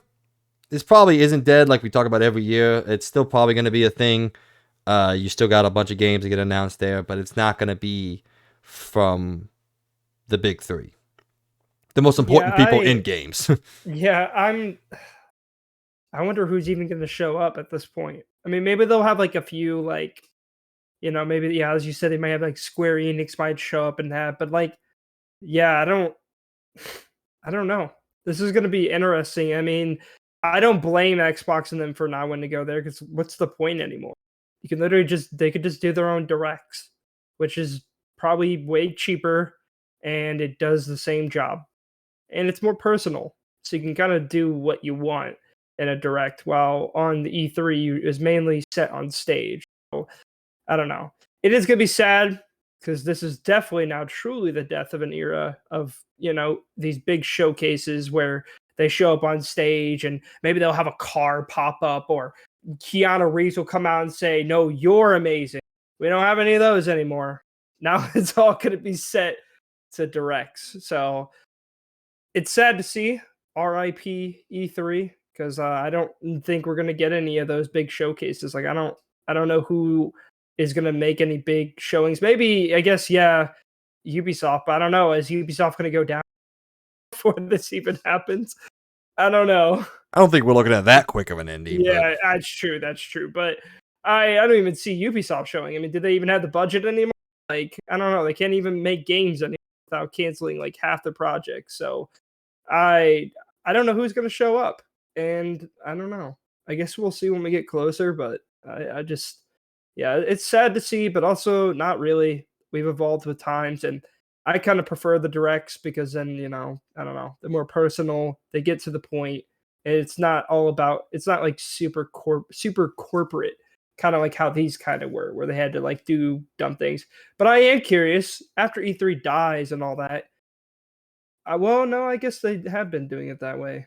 So never mind. I was gonna say, how do they showcase new consoles? But they could just do that in a direct. I was gonna So say, yeah, yeah, PlayStation just came out with their own showcase and did it. yeah, And I will have to say, while I like the showcases and all that, I like what Nintendo and PlayStation have been doing for a while. That last one by Xbox, while it still wasn't exactly my flavor, I did enjoy it. There is a big part of my childhood and a big part of my was that cerebral cortex? Anyway, a big part of my brain that misses the excitement of E3 and sitting down and watching the live stream and seeing all the different people come on stage and to listen to the crowd reacting. And like I still remember PlayStation's final E3 where they announced God of War and they had the live orchestra playing it and everyone seeing it for the first time and freaking out, and those surprises where someone's name flashes on screen, like Naughty Dog shows up and people just are like, oh, they get all excited. And I'm going to miss that. I don't ever really think they're coming back because these companies realize they can reach just as much, if not more people, and spend way less than producing a whole live show. So, but like I said, I do miss it. yeah. Um, Obviously, I don't think E3 is gonna die after this year. I think they'll still probably be around, probably for a while. But I feel like E3 is gonna soon just kind of turn into like a you know, where people will just show up. Maybe they'll have like some gaming companies come there with the, showing to the side. But I do think E3 is gonna slowly turn into that, which is fine because then it's still, an event for every year, kind of like PAX and all that. It's still always going to be around, I feel like, but we'll probably never get an Xbox, PlayStation, or Nintendo like top dogs up there doing their big showcases anymore. It'll probably be like publishers; they might do decently big showcases, but I mean, yeah, it sucks, but I mean, it makes sense. In my I mind, don't blame them. if E3 was smart, they would move away from the media show that they are and maybe focus more on like a consumer show. Mm-hmm. Like set a stage where these companies can oh my god, I'm having troubles. Have a stage, and when I mean stage, I mean like a show floor where all these different companies can show up and talk to the fans and be a part of the community itself and get face to faces with, imagine Neil Druckmann being on the show floor and just talking to fans about the games and what's coming next. Imagine, Phil Spencer just kind of walking around E3 and just talking to the people that love and play his games and consoles. Shit, I would go to that. I would pay the money to fly out to LA and go to that if I got a chance to talk to some of my favorite people in the industry. I think that would And be a that lot smarter than just having this very corporate, media-based focused showcase that it's been for 10 years now. and that's what I mean. It's gonna like basically make it like a Comic Con, because that's what Comic Con is. Like I went to the St. Louis Comic Con for a couple years, and that's pretty much what it is. Like they have some side showrooms where they'll maybe showcase something big, like maybe a new trailer or another big kind of little thing or whatever you want to call it. Like maybe they'll show up like a new trailer for a game or a new trailer for a movie or et cetera, et cetera. That's kind of how Comic Con is. But then they have the showcase floor where, yeah, you have like a bunch of companies. It could be small, big, whatever, whatever. And, and maybe people can dress up in cosplay, kind of like, what Comic Con does. And, and then just kind of have that big showcase floor. Yeah, more consumer based and everything. And I mean, yeah, I think that's smart. And then if they want, they can even bring some popular video game like voice actors in that for signatures, because that's what Comic Con does. It's honestly where their bigger like selling points to get a lot of consumers to go, because a lot of consumers go to these things just to get signatures from like top celebrities and stuff. So E3 could do like voice actors, and that voice actors can show up and then get signatures with them and everything. People would love that. And honestly, I think that is kind of where you go, which I don't blame them. It's smart. And they could still have these big, displays that companies can bring for like the new games, kind of like they've been doing, like how PAX does it, how I don't know what the Europe one's called. I don't know if that was PAX or something like that, but Gamescom. Gamescom, like, I think that's kind of what they do. I think those are more consumer than they are media, if I'm thinking correctly. I don't know. I've never really It's watched much of it's them. it's definitely more 50-50 than E3. Yeah. Like E3 used to be consumer based, and it used to be, used to have IGN or not G4 like reporting from the floor, and used to see all the people around, and people would walk up on stage and there'd be a big cheer, and I miss those days. Yeah, it was It's cool. it's been Again, they can come back to those days. It just be Xbox, PlayStation, and Nintendo. They're out. Don't yeah. blame them. They're gonna make it's way cheaper, I'm sure, to just do these directs. And again, it reaches the same amount of people, plus probably even more, as you said. So it's kind of the way it's become. But again, I don't think E3 is gonna go away as long as they're smart and they change their business practices and make it more consumer, like you said. So All right. that's all I got. No, yeah, that was good. Nice little discussion based Yeah. content. But yeah, overall, I put in there as a joke. E3. I keep wanting to say EA, but E3 Yeah. not gonna die. I just think it is never gonna be what it was, and I think it really needs to change what it is to stay relevant in any regard. So, all right, number 5 on Around the Point. We actually get to EA. I've been saying it for the past 10 minutes, but EA has reportedly canceled a single-player game set in the shared Apex Legends and Titanfall universe. This news comes way of Bloomberg, a fairly reputable source in the games industry, which report that 3 people familiar with the matter say EA canceled the project codenamed TFL or Titanfall Legends that was in development at Apex Legends developer Respawn Entertainment. Roughly 50 people on the team were working on this game, and EA will reportedly attempt to find positions for these employees elsewhere within the company. If positions cannot be found, some might be laid off with severance packages, according to Bloomberg. The publication says that Mohammed Alvi, the director of the lead designer on Titanfall 2 and Apex Legends, was set to direct the game, but he left the company in 2022. And it also finishes up with saying it's likely this canceled single-player game was set in the Apex Legends and Titanfall universe, which was once hinted back in July in jobs postings, according to The Thing. So word of this cancellation also comes to what we just talked about, EA shutting down Apex Legends and Battlefield Mobile, along with the studio behind Battlefield Mobile. So it seems like there's a little bit of a shakeup going on. And this one saddens me a lot. I've always wanted a new Titanfall game. Titanfall 3 per se, or Titanfall Legends, whatever you want to call it, because I think Titanfall 2 was spectacular. It was just sent out to die by EA when it came out. Don't know why. Still, that's one of the biggest mysteries in the history of video games, is why they released that game the week in between Battlefield and Call of Duty. No, not even in between. It was the same week. Same week. Well, it was a week after Battlefield, wasn't it? No, because here's the thing. I remember literally getting Battlefield 1 the day it released. And yeah, Titanfall 2 came out the exact same. I think it was either the same day or it was the day before or day after. And yeah, they straight up sent that game to die, which makes me mad too. The thing is, like, I wasn't super excited for Titanfall 2 because Titanfall 1 wasn't great.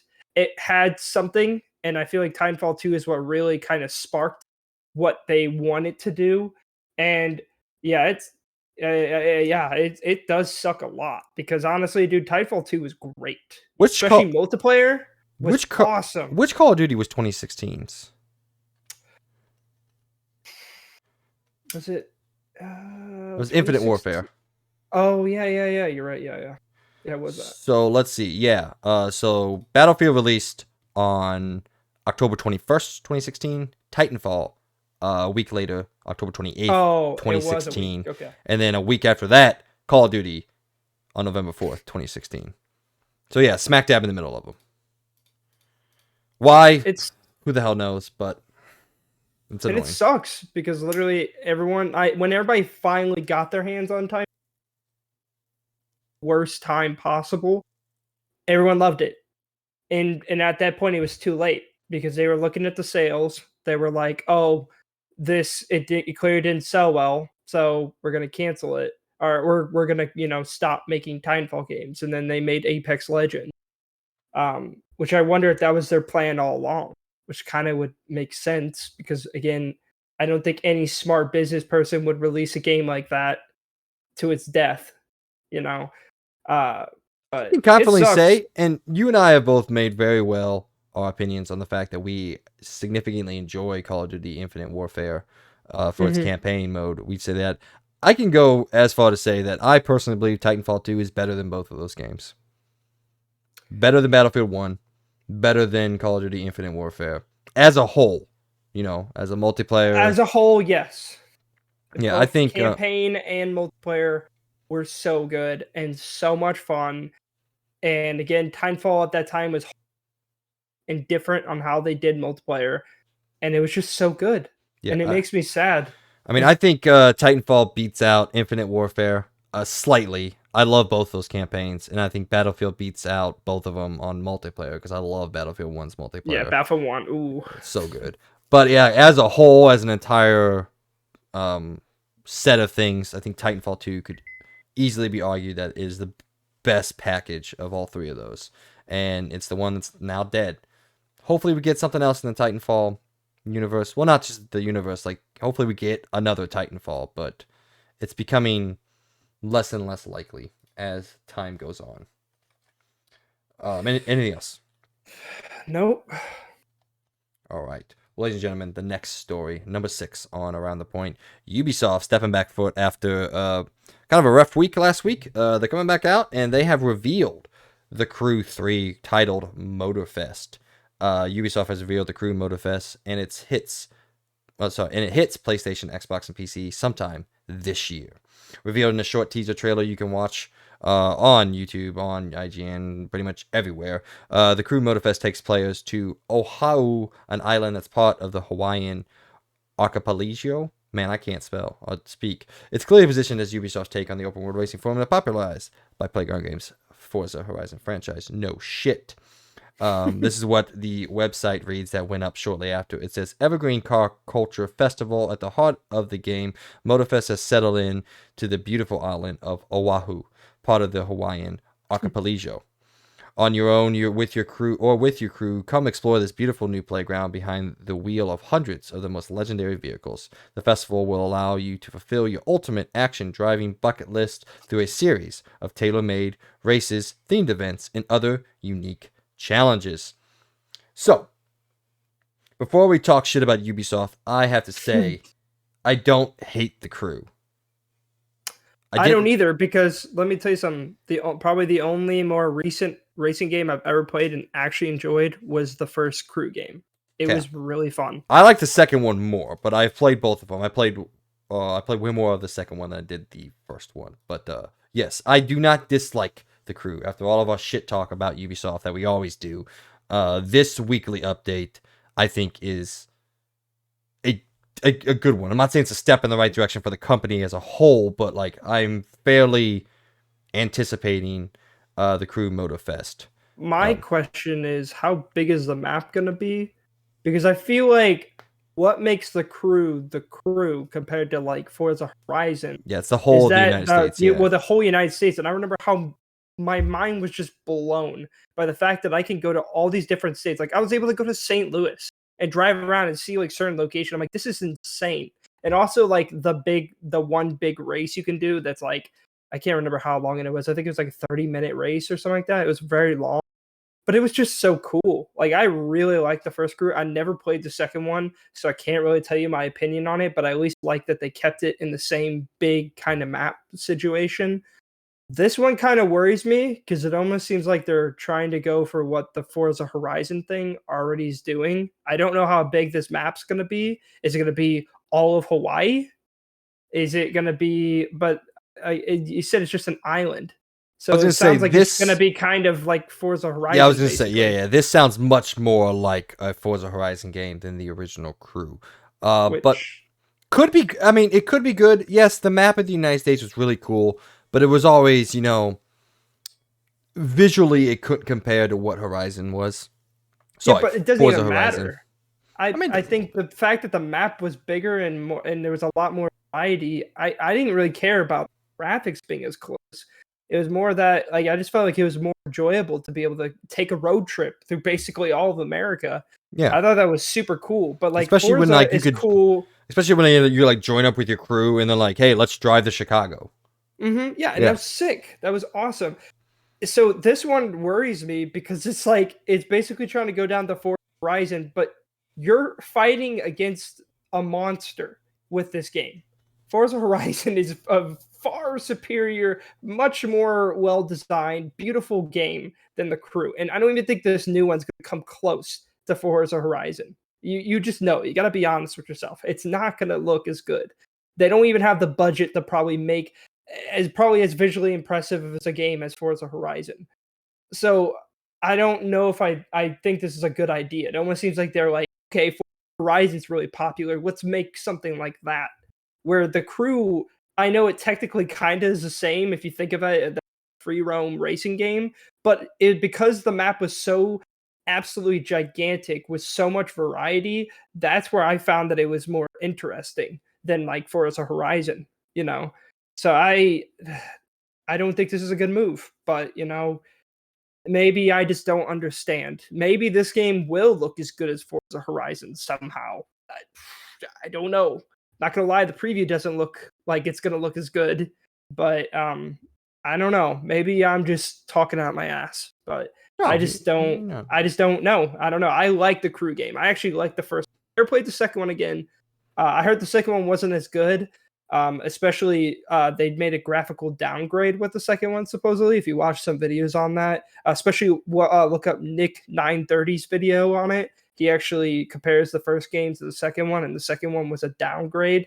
So that's why I think I never played the second one. But the first game was wholly different. It was fun. It's probably the only racing game and probably the most modern racing game I played that I've actually thoroughly enjoyed, unless it's Mario Kart. But Mario Kart's not much of that's a whole different thing. So yeah, I'll say well, first of all, the Crew 2, yes, doesn't look as good, but I think it's much better in its gameplay and back end systems than the original Crew. But I think this game has a slight chance to be better than Horizon 5. I don't think it has a chance to be better than Horizon 4. I was fairly let down by Forza Horizon 5. I only really put 30 hours into the game, which I guess, yes, is a lot, but compared to, like, I think the 65 I put into Forza Horizon 4, I was fairly overall let down by Forza Horizon 5. I didn't really fall in love with it like I was anticipating. I was pretty heavy on the game for like a week and a half, and then I fell off and never really got back to it. I can't pinpoint why I felt like that. I just felt like, I don't know, maybe it was too samey. I don't really know the reasons why I felt like that, but I think this might have a chance to be a little bit better if they can nail that community aspect that the crew is known for. Yes, it is disappointing that we don't get the entire map, but maybe that's what the franchise needs. I don't know. Maybe the franchise needs kind of a reset, and maybe their social aspects of the game and their systems aspects of the game work really well with a more focused experience than it did with the go anywhere, do anything experience. I don't know. We'll see later this year. Like I said, hesitantly excited like I am with all Ubisoft games. Well, I'm not excited about all Ubisoft games. I'm hesitant with all Ubisoft games. I'm excited about maybe 2 of them. But we will, I guess, see what the new way... What? What's funny? Oh no, I was just thinking of like dumb ways they can ruin this game. Oh, there's a bunch of ways. Maybe you'll have to get legendary gear to drive your car down the. Maybe they'll keep, all the Porsches to, like, NFTs. You can only buy like one. Yeah. They'll have like unique NFT cars. I guarantee you that's in this game. I guarantee you. Oh. But yeah, that shit sucks. But you don't have to participate. But hopefully they don't make it like, oh, this Porsche's like the best car in the game, and we only sold 10 of them. That would be annoying. But probably something they'll do. So there we go. We got our weekly shit talk in there. That's probably something they'll do. All right. Let's move on now to 7. Did I order these wrong? No, I did No, not. you said Yeah, you 7. got it. Yeah. Okay, I got it. So number 7. Like we talked about earlier, the day before got a gameplay trailer, just over 10 minutes earlier this week, coming right off the heels of the controversial, you could say, at the minimum, delay of the game by another 9 months. For information, this game was originally announced back in 2021, scheduled for release date in 2022. It quickly became Steam's #1 most wish-listed game of all time. I think it still is. It was delayed in early 2022 to March 1st of this year, 2023. And then, like we all know, last week or 2 weeks ago, whenever it was actually happened, we talked about it last week, it got delayed again to November 10th, seemingly because of a trademark dispute that just didn't seem real. Everything seemed faked. We talked about it on episode 36. You can go check that out if you want to hear about it. But before we dive into this gameplay trailer, we got a little bit of new news from the developer Fantastic, whatever it is. I'm calling it Fantastic because it sounds funny. They say in a bold statement, we plan to move the game's release date before and plan to announce it with Montana. Wait, no, that's not what I wanted to read. Well, anyway, they said they planned the delay before the trademark thing went out. So that's the only new information we got from them in a statement to IGN. Apparently, the delay was planned before the trademark disputes happened, even though last week in the post they said because of this trademark, they had to push the game back. So, once again, fucking weird shit going on over there at Fantastic. But anyway, outside of that, whatever is going on, what do you think about this maybe game that exists in some sort of fashion? Here, I'll give them the one positive. Okay? One positive. I will admit the environments that they have designed look good. Everything else, can't really say much positive about it. Yeah, I put it on a quest. I put on a script snooze fest ? Because yeah, it's the world was empty. The way that the character moved, kind of looked like they just copied and pasted Fortnite walking. That's kind of how it looked. The way that she was moving. Oh, very much. I'm watching the gameplay trailer right now. Yeah. And I'd say her hair looks very much like 2000. 2011 Tomb Raider game.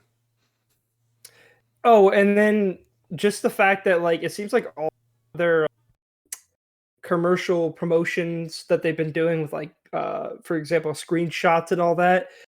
I wish I could find this post, but there was this post where it was basically carbon copy a bunch of games promotional materials. Like one of the pictures looked basically one for one with the Division.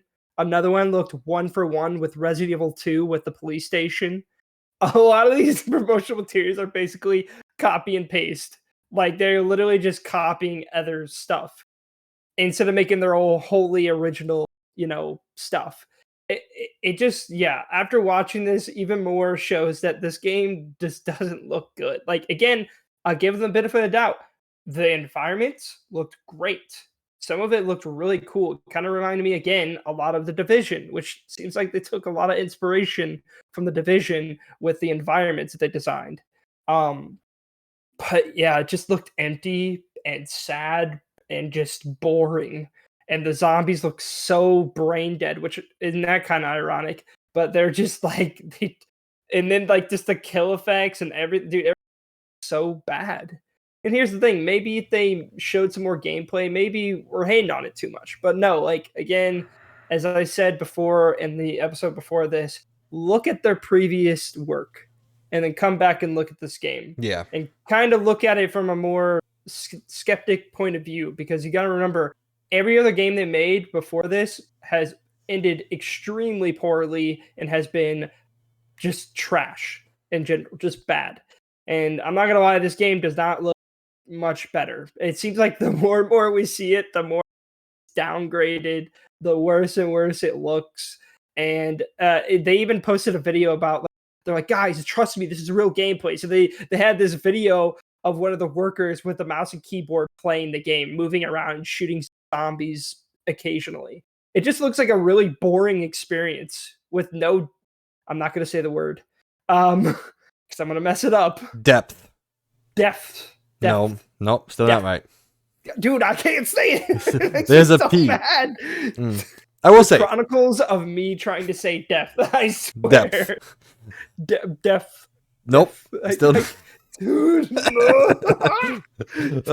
I need you. I'm gonna send you some speaking exercises after Dude, this. I'm gonna practice for so long until I can finally figure out how to say this word. All right, but I will say, all right, let's come at this with the blind ideological stance that this game is real. All right, let's just say this game is real, and what we're looking at is something that we're going to be playing in on November 10th. Like you said, world design looks really, really good. I didn't think the enemies looked bad. They seemed to have like no AI except just run straight at you. Weapon customization that they showed off in the gameplay trailer, I thought looked really cool and open. You can just put whatever on anything, view how it looks, change all this other stuff. There's a couple of gameplay features and functions, like when you walk into the store and you have to deactivate the alarm. Although I felt that was weird. Am I just randomly guessing these numbers because of the pin pad is worn down? That seems annoying. Or is there something that they didn't show us that we have an idea of maybe what the code could be? Or, yeah, we're just guessing it. So I thought that all kind of looked interesting and cool. If this game is real, and I want to preface this by saying, if it is, I think there might be something here for online people to enjoy, sharing a world together, going out, exploring, collecting, yada, yada, yada. I do not think this game is real still. I think this is still kind of a marketing thing. I don't know what they're doing. I say I don't think it's real, but then at the same time, I'm like, it's hard for me to believe that it's not real, because like it has to be real, because they haven't made any money yet. We talked about it last week. It's not up for pre-order, so there's no money to be gained from showing something off that doesn't exist. So I don't know what they're doing. I do believe what they showed us technically was real, but the thing is, like, it still seems like all the times that they run is super scripted. every single time. Um, and it's like instead of just showing us like just put the AI in the world and play the game for us. That's what we want to see. But every time they show it, it literally seems so unbelievably scripted. It's just bad. Like it just doesn't look good because you keep showing these unrealistic, weird moments. And again, all they showed us was a small area. They showed us like a part of the city and a little bit of the outskirts. And with even the new gameplay that they did with the dude actually playing on keyboard, it was the same area. So they're not really showing us a lot of variety. It almost seems like they've only built maybe a fourth of the map, and then they just wanted to show us that. So I don't know, man. Like I think what they did show us was in a sense real, but again, still very scripted and still very just fake. Like it's definitely real. They definitely were playing it. It's running on a computer, but I don't think it's an entire game. I think what they're showing us is just a part of it that they probably just completed. So Yeah, it I just don't seems know, like man. there's just so many question marks. On a more joking side of the thing, I was watching this gameplay, and coming from the perspective that these are two players playing together, I would be so mad that this other guy doesn't have a fucking silencer on his gun, because every time he's shot, just enemies came from everywhere, and the person that you're watching follow has a silencer on her gun. And if I was actually playing this game, I'd be like, yo, fuck off, stop shooting things. That was just a funny thing that I kept thinking about. So, I Yeah, don't it's know. just go on. I was just saying, I don't know, man. I don't know. Like I said, after watching this, I think there's still something fishy going on with it. I don't know what that fishiness is. I can't really put my finger on it, but like we've talked about a couple times, this just doesn't feel right. Yeah, Oh, dude, like look at this thing I sent you. yeah, I see that. And Yeah, just look at the blatant copying of everything. Like it's literally not even trying to like it literally is blatantly copying stuff. There's also another one I found about it copying some Call of Duty trailers. Dude, there is no originality with anything in this at all. It's so crazy. Like it's literally like like how when we had that go with the whole Call of Duty thing with Doctor Disrespect and all that thing, where they said like this scan looked a lot like it's like no, this is truly plainly 110% just copying. It is just straight up copying. Because I didn't even think about it too, but the day before text is pretty much the exact same font from Last of Us as well. Which is again, dude, it's crazy. Like this game is dude, it's yeah, it just looks so bad. I don't know. I I I hope no one does get cheated with this game. I don't even know if it's going to be a game that you're going to ever pay for, but man, yeah, it's crazy all the copying they're doing.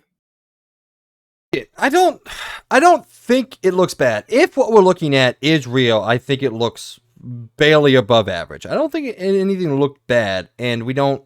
Again, if it is real, I keep wanting to say that we don't get a sense of what an hour gameplay session will look like, or a 3 to 4 hour gameplay session will look like, and what you do in the game. All we know right now is moment to moment, you're walking around. I don't know if there's a story, if there's objectives based. You're going to these places for a reason. You're trying to find this or anything. All we've seen is just people walking around this city in this open world.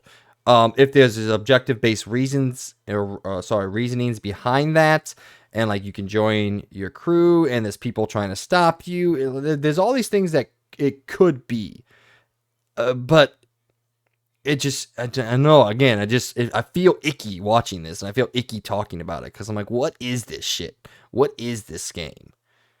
And doesn't the animation just look way worse than what they first showed us? Because Oh, like absolutely. that first The game gameplay, is itself looks way worse. Yeah. yeah, because like the first gameplay trailer they showed us, it looked a lot like the gameplay style was very reminiscent of The Last of Us. The way he was interacting with the shelving when he was going around the corners, he seemed like it literally seemed pretty much exactly like kind of how playing. And then now what we see in this gameplay trailer, it looks a lot more stiff. All the animations are very stiff. They had like it almost like they copy and pasted the animations for Fortnite, but that's even doing a disservice to Fortnite because even Fortnite probably has better animations than this. And it's just like It just looks so bad. I will Like, I don't say, know. it's kind of funny the way it works. The more we see it and the worse it looks, like visually perspective, the more I think it actually could exist. That's true. Yeah, Yeah. that's fair. Like this last trailer aligns a little bit and like, okay, I still can't see the logical jump between the first three games they made and how them look with this game. I can't really see that jump. It doesn't seem clear. But it's looking more and more like, okay, I can see a little bit of how that team made this game in it. So who knows? I'll be very excited for November 10th.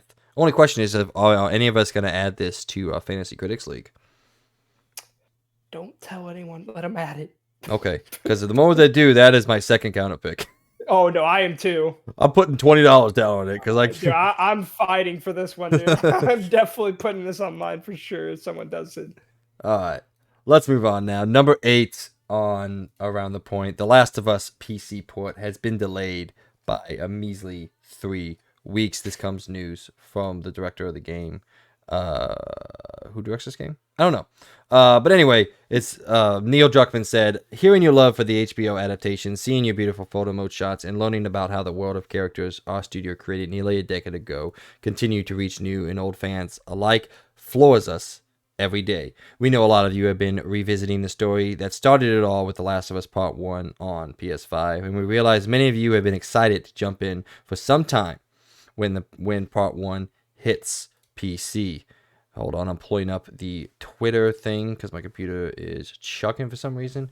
He said, to Last of Us fans, let's get right into it. We initially announced The Last of Us Part 1 release would be March 3rd, but we decided to push its launch date out by just a few weeks. It will now release on March 28th, so the exact same day the original release date of Star Wars Jedi Fallen Order. We at the studio have been... That's not right. Star Wars Jedi Survivor. We at the studio have been completely blown away by the outpouring of love and support for The Last of Us these last few weeks. Hearing your love for the HBO... Okay, we already read that. So yeah, it got delayed by 3 weeks. Pretty much to make the game work right. Again, we talked about this with Star Wars Jedi Fallen Order. This seems like, whatever, fine. Make it not suck. Or make it not run suck. Because the game we know doesn't suck. So all they had to do is just make it work on PC properly. So... Anything? Yeah, I was just saying. Sorry, go on. Keep cutting you off. I was gonna say anything you got to say about it. That's all I was gonna say. Oh, yeah, there's not much to say. Obviously, it's better that they keep working on it. If they clearly found something with it, then delay it. Because I know when the Uncharted came out, Uncharted 4 and The Lost Legacy came out on PC, it had a really bad, at least like first month of release. It just had a lot of problems on PC during launch. Especially with like shader compilation and all that. It had just some weird issues going on, which they fixed that. So honestly, it's better that they do take some time on and they do put out a good PC port. So when it finally does come to PC, it's going to be the best it could possibly be, which I'm very curious to see what it looks like when someone completely maxes out the game. I just want to see what it looks like. I mean, I guess we kind of see what it looks like, but I wonder if they're adding like ray tracing or anything.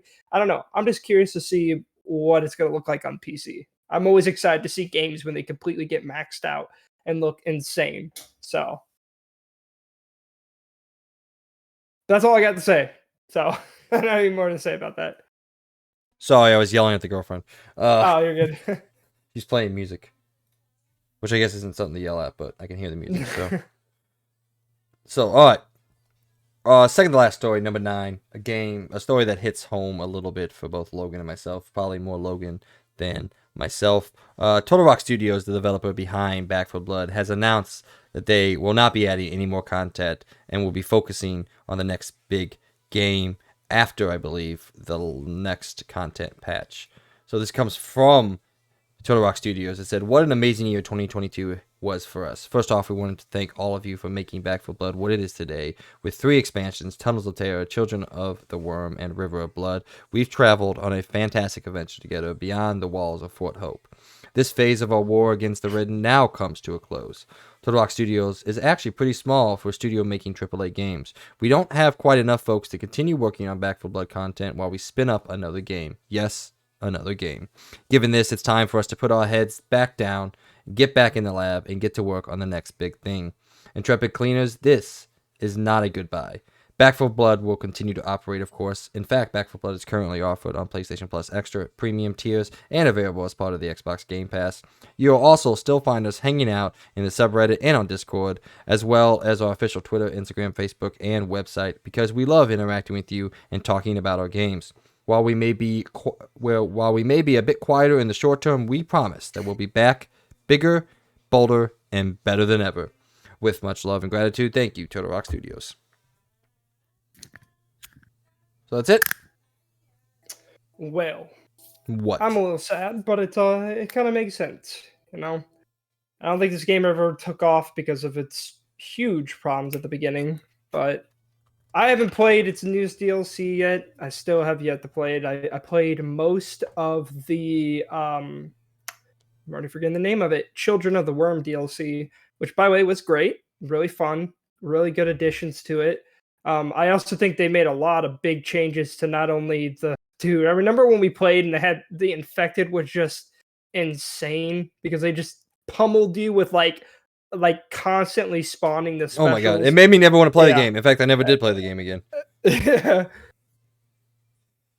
Well, they fixed that a lot now. It's actually That's better. The horses are a lot better, but they still kind of made a lot of bad decisions on the way, like nerfing things in a single player game. Like, I just don't get why you need to nerf things. Yeah. That made no sense at all. I get you're trying to keep it semi difficult, but like nerfing things just isn't. I just don't get why you're doing a single player game. And no one was hating that they were enjoying the game. no one was upset that their friend is strong. Like, I don't see where people are getting upset about that. So I don't know if I haven't played this in a while because yeah, they did a lot of nerfing when I last played it. But I haven't played the River of Blood yet, so I kind of still want to go back and play it. I will say altogether, even if you play it by yourself in the offline mode, they have definitely made the single player a lot more enjoyable because the AI are actually a little too useful. They are insanely good. Like the AI is like not they're broken in a good way. Like they're very helpful, a little too helpful.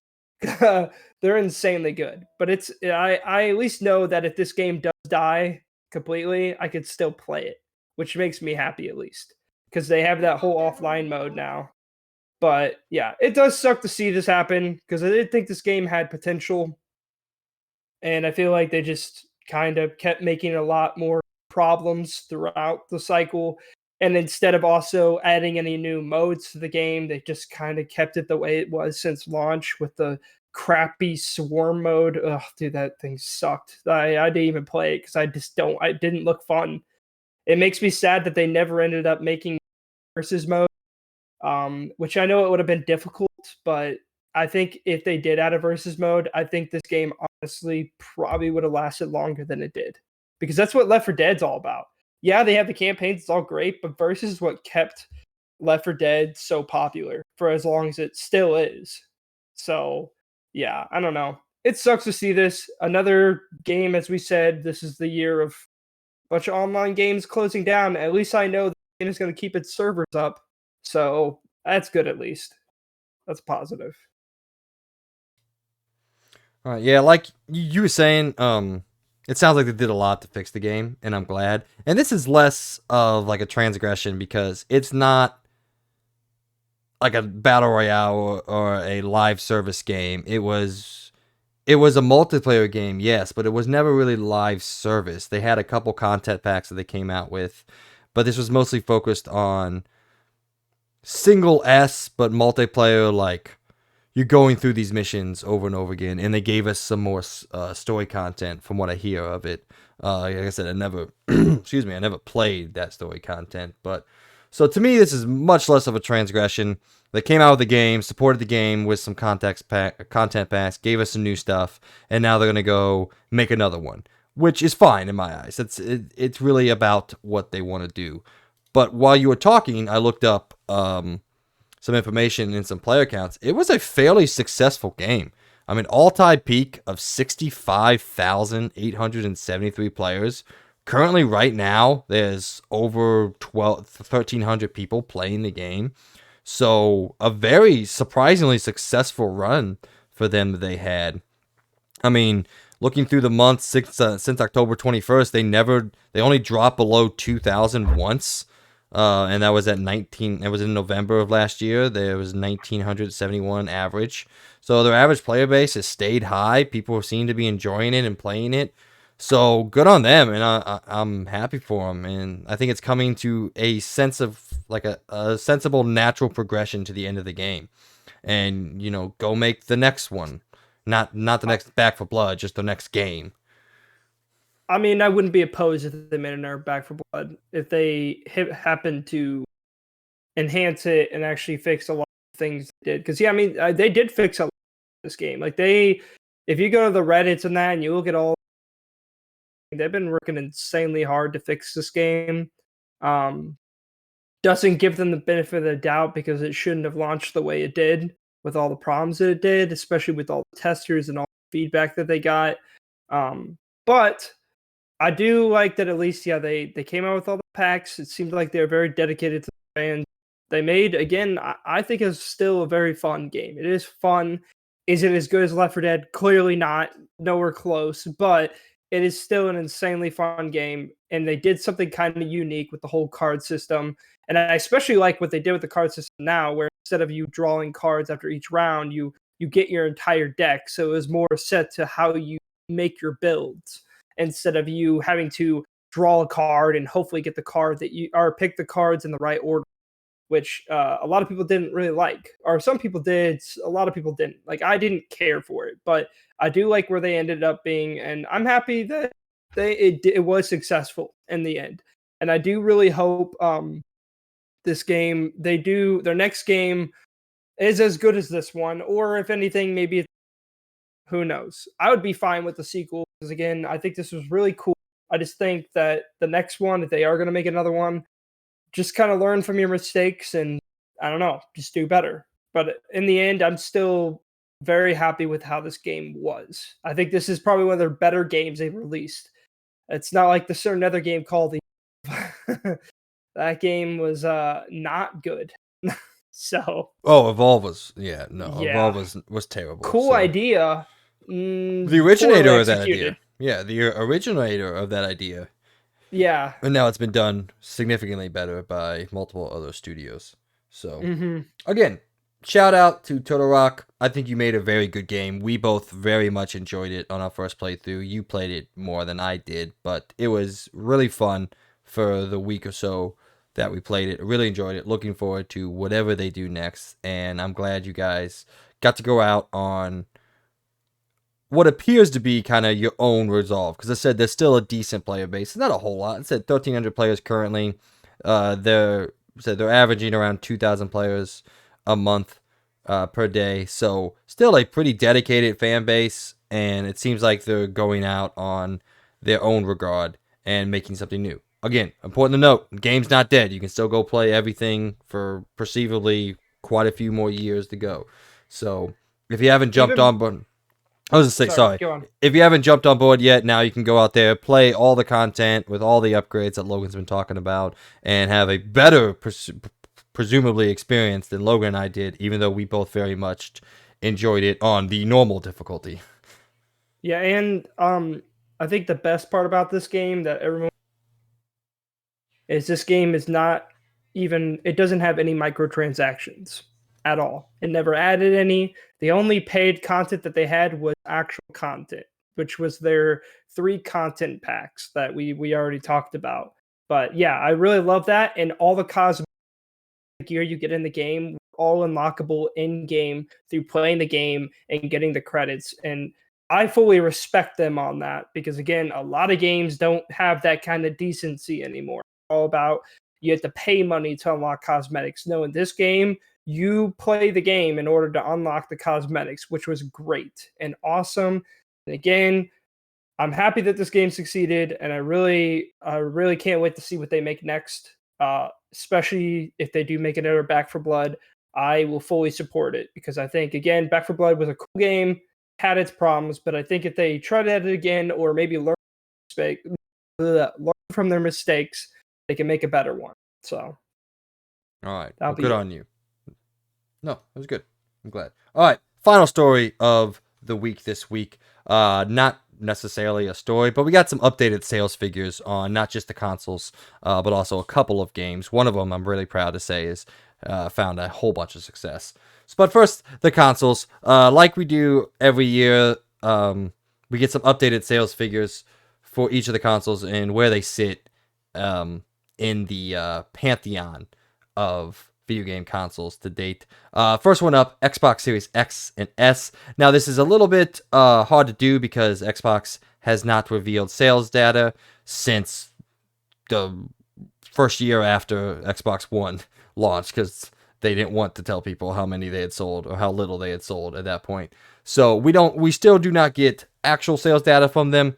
But I've done some research here and there, and then obviously this article has their own projections. From what I can gather, it's a little bit higher than what IGN is saying here, but IGN has them at 17 million units sold. From what I can gather, I looked at like 10 different sources and sites, VGC, Bloomberg, all sorts of different ones. I can gather in somewhere in 18.5 to like 19.5 is about where they're at. So closing in on 20 million units sold for the Xbox Series X and S.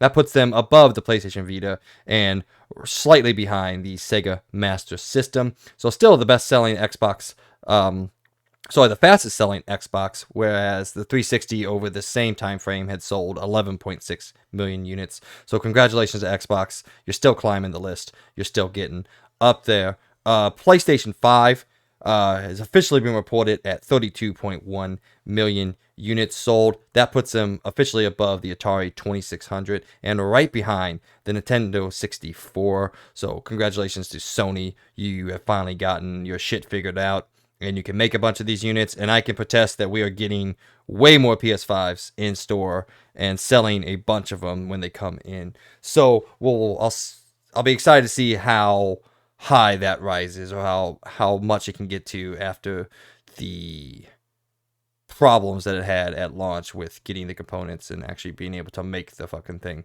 And then last, but certainly not least, the highest on the list. Not exactly a fair comparison to the other two. It's been out for 3 years longer than they have. But the Nintendo Switch has been reported at 114.3 million units, which puts it firmly ahead of the original PlayStation at number 6, and right behind the PS4 at number 4. Will definitely pass the PS4 this year. So congratulations, Switch. You keep selling. You have somehow managed to sell a shit ton of games without ever putting out an updated console. But no, congratulations to all three of them. It seems like gaming is in a very healthy time of its life, which makes me very happy. In terms of sales, at least, not in terms of quality. That's a different argument that we have consistently. But what do you think, man? It's a positive, and I think again it's even starting to show up in stores. So I'm really hoping this year will be the year that we'll actually start without being taken away within like a day. It'd be cool to see a little bit more. But it's still great, and I'm happy that now consoles are becoming way more available. Still kind of insane that it took this long, but I also understand there were problems. But yeah, I'm hoping everybody's actually finally able to get their hands on one.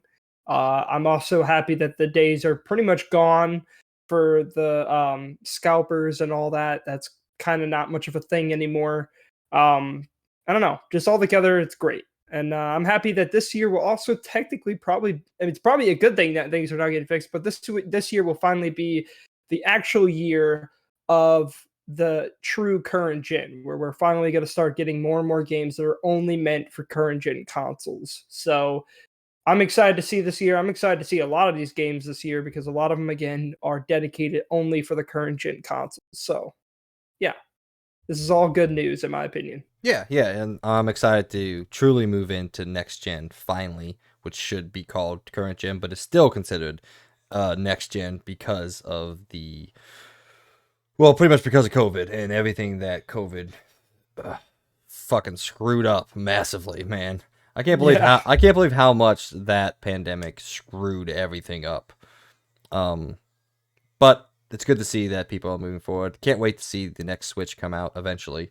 Let's hope in the coming days. A couple other sale stuff before we begin to head on out of here. God of War Ragnarok has surpassed 11 million units sold worldwide. So congratulations to the team over at Santa Monica Studios. Another wild success.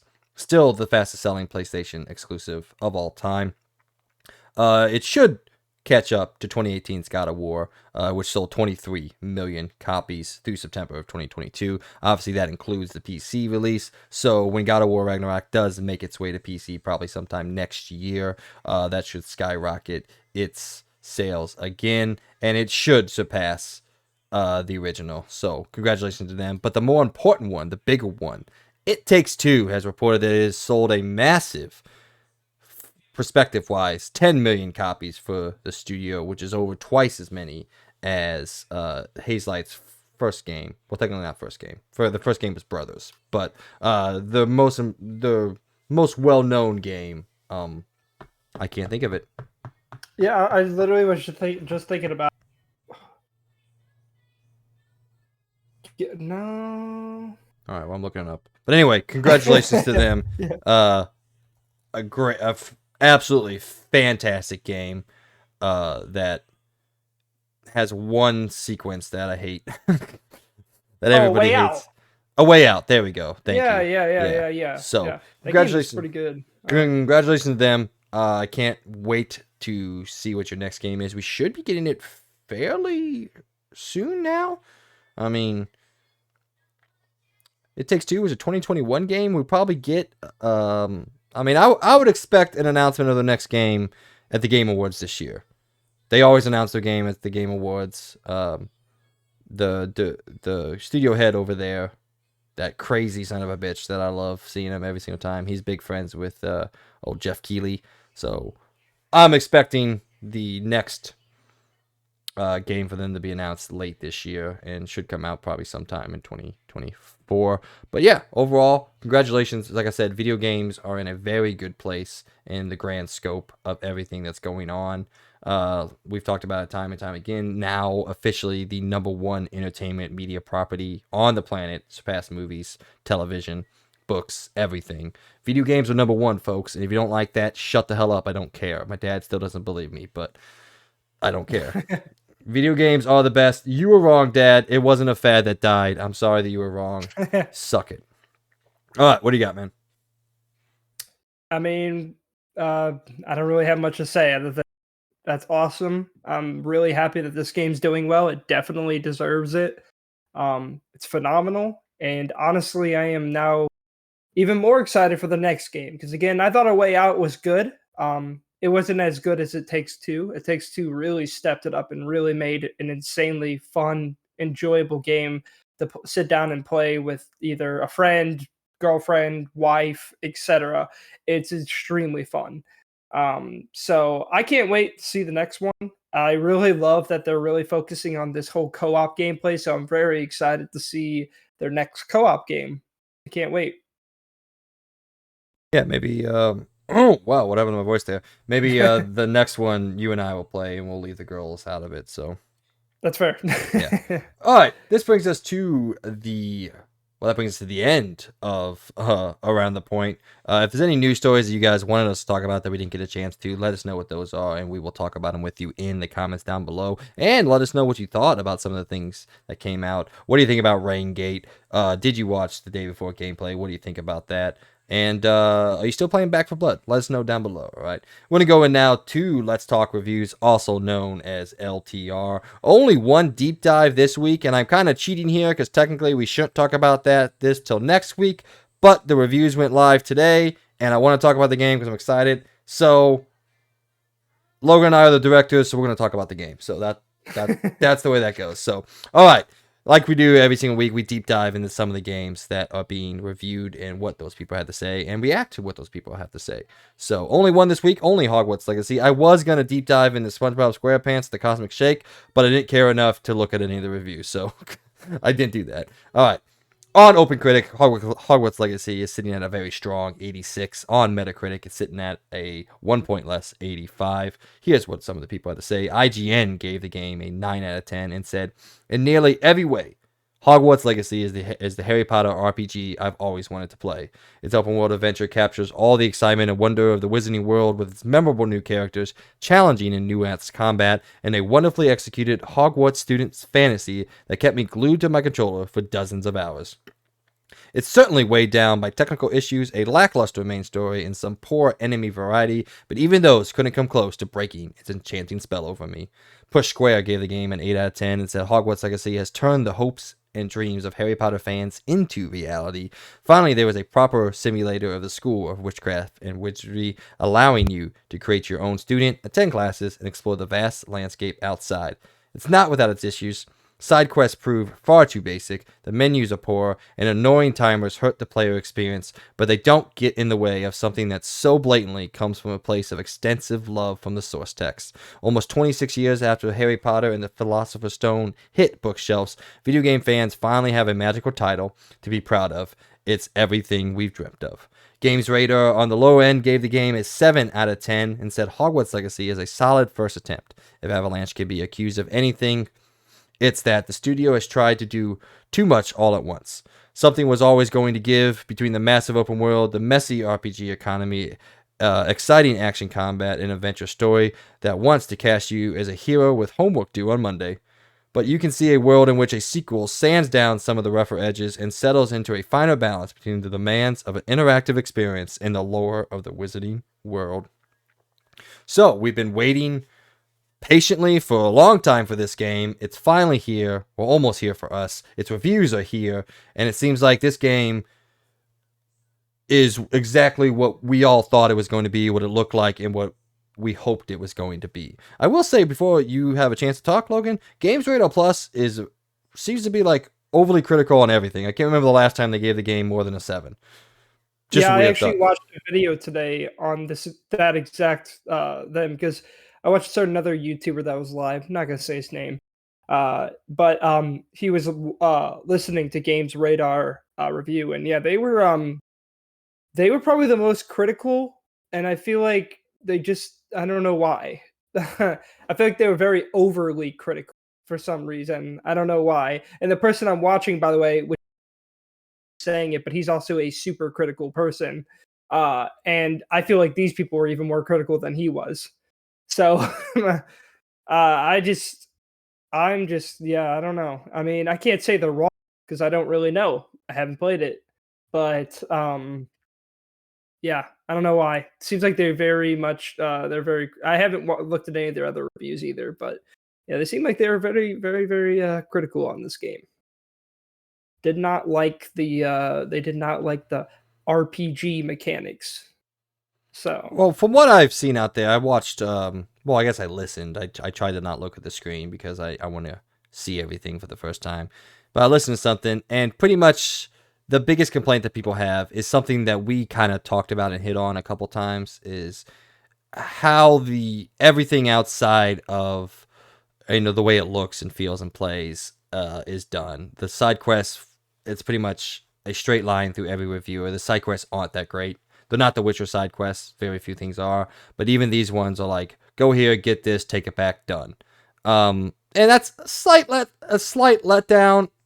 If I'm getting some narrative context and some talking and some more lore, I'm not gonna care. But that is something that we talked about before the game release. What does the rest of the game look like outside of what we've seen?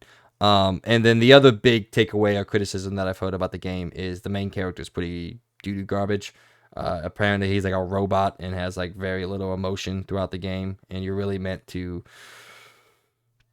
try to build him into the wizard that you want to, but from what I've seen from a lot of people is that he never really becomes an interesting character, and no matter what decisions you make, and your decisions don't have a huge reverb throughout the story as a whole. The story is a story, and the story is going to happen the way it happens, and your decisions are minor details within the world and the lore of how it builds it. So a little bit of a letdown, not anything to move the needle at all for my excitement. I can't wait for tomorrow. I can't wait to sit down and just be in this world that I've loved to see on screen. Never read the books because I was too cool for school back when I was younger, so I kind of missed the opportunity of that. It's a regret of mine, but it's a world that I loved in the movies, some of my favorite movies. I've seen one of my favorite movie franchises. And yeah, I can't wait to dive into this world and just get to live out an experience that us as kids have always wanted to. Yeah, no, I agree with that. I don't think I've seen anything about the main character and all that, but I will say not all the side quests from what I've heard and seen are like that. I've only heard some of them are like that, but it seems like some people are very set on that all of them are like that, which is very weird.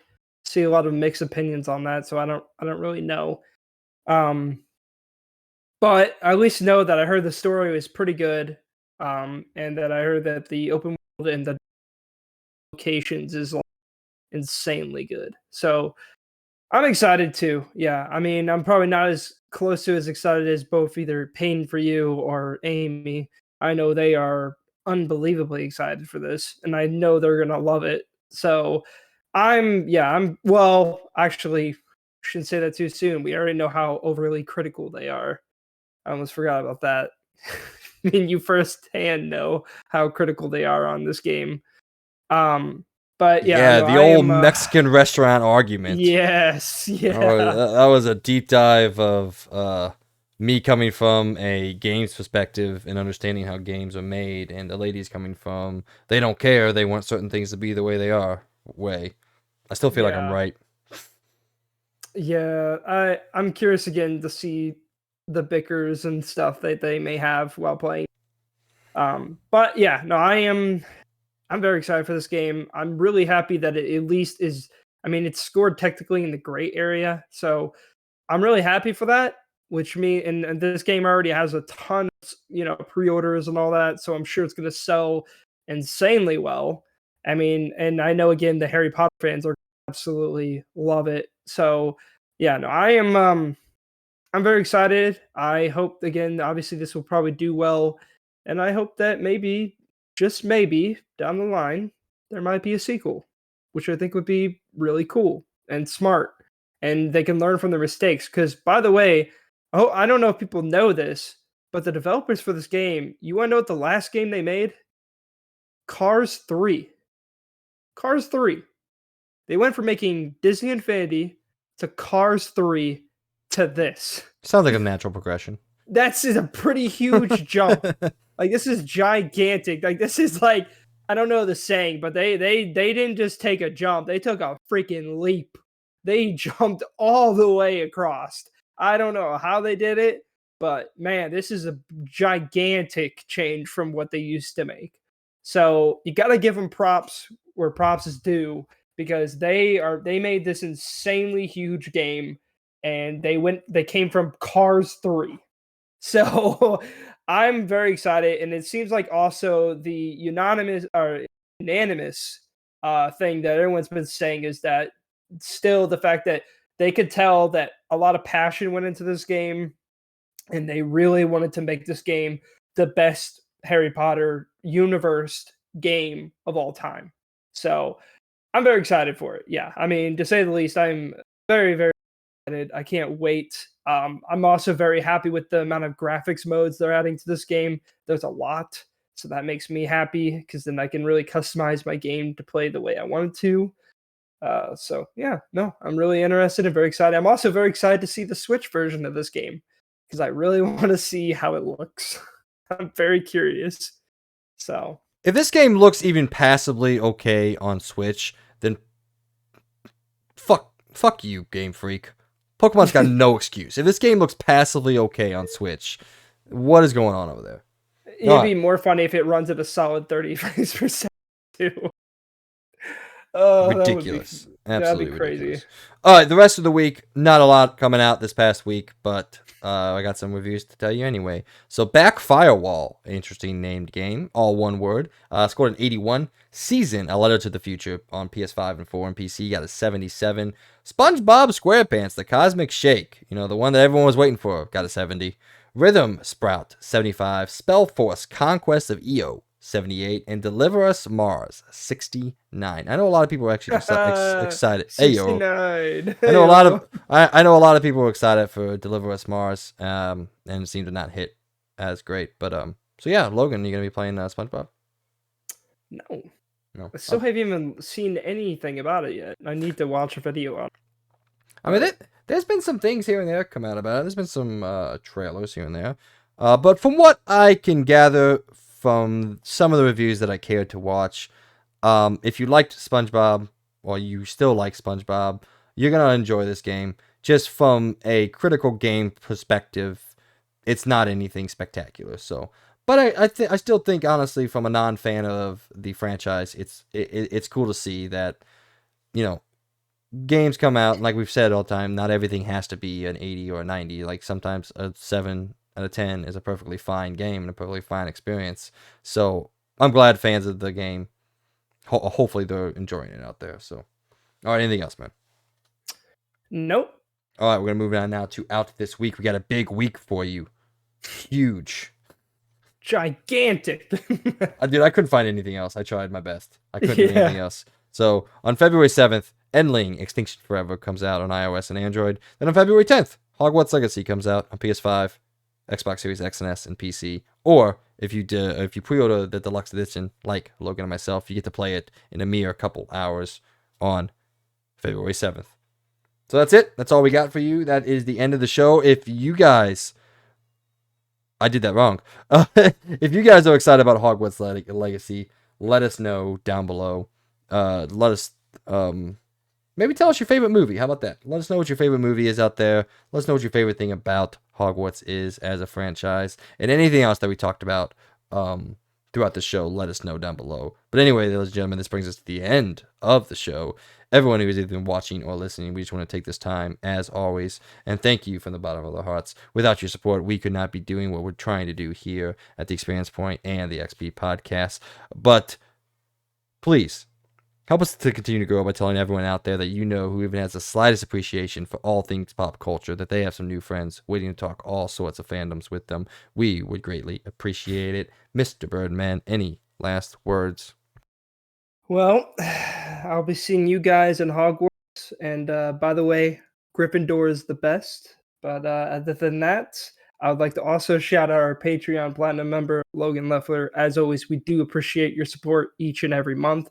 And obviously, if you do not have any money to give us, we still appreciate you as much as anyone else. We appreciate if you guys can maybe give us a like, maybe a subscribe, and then obviously comment down below. As we said, maybe give us your favorite movie or favorite movie franchise, or even more, what why can't I say it? What House. are you, a Slytherin? What house are you? I don't know why my brain did not get it out. I was gonna say class. It took me a second to try to figure out what you were saying. I'm like, I think he's trying to say house. Yeah. So what house are you in the Harry Potter universe? And which one are you going to be choosing for the Hogwarts Legacy game? But other than that, yeah, you guys will be hearing us on the next XP podcast. You guys have a magical time. Sorry about that. Once again, thanks everyone for listening and following along with us. This has been another episode of the XP Podcast, brought to you by all of us here at the Experience Point. I hope everyone has a great week, and as always, we'll talk to you all in the next one. Leviosa! I hate you.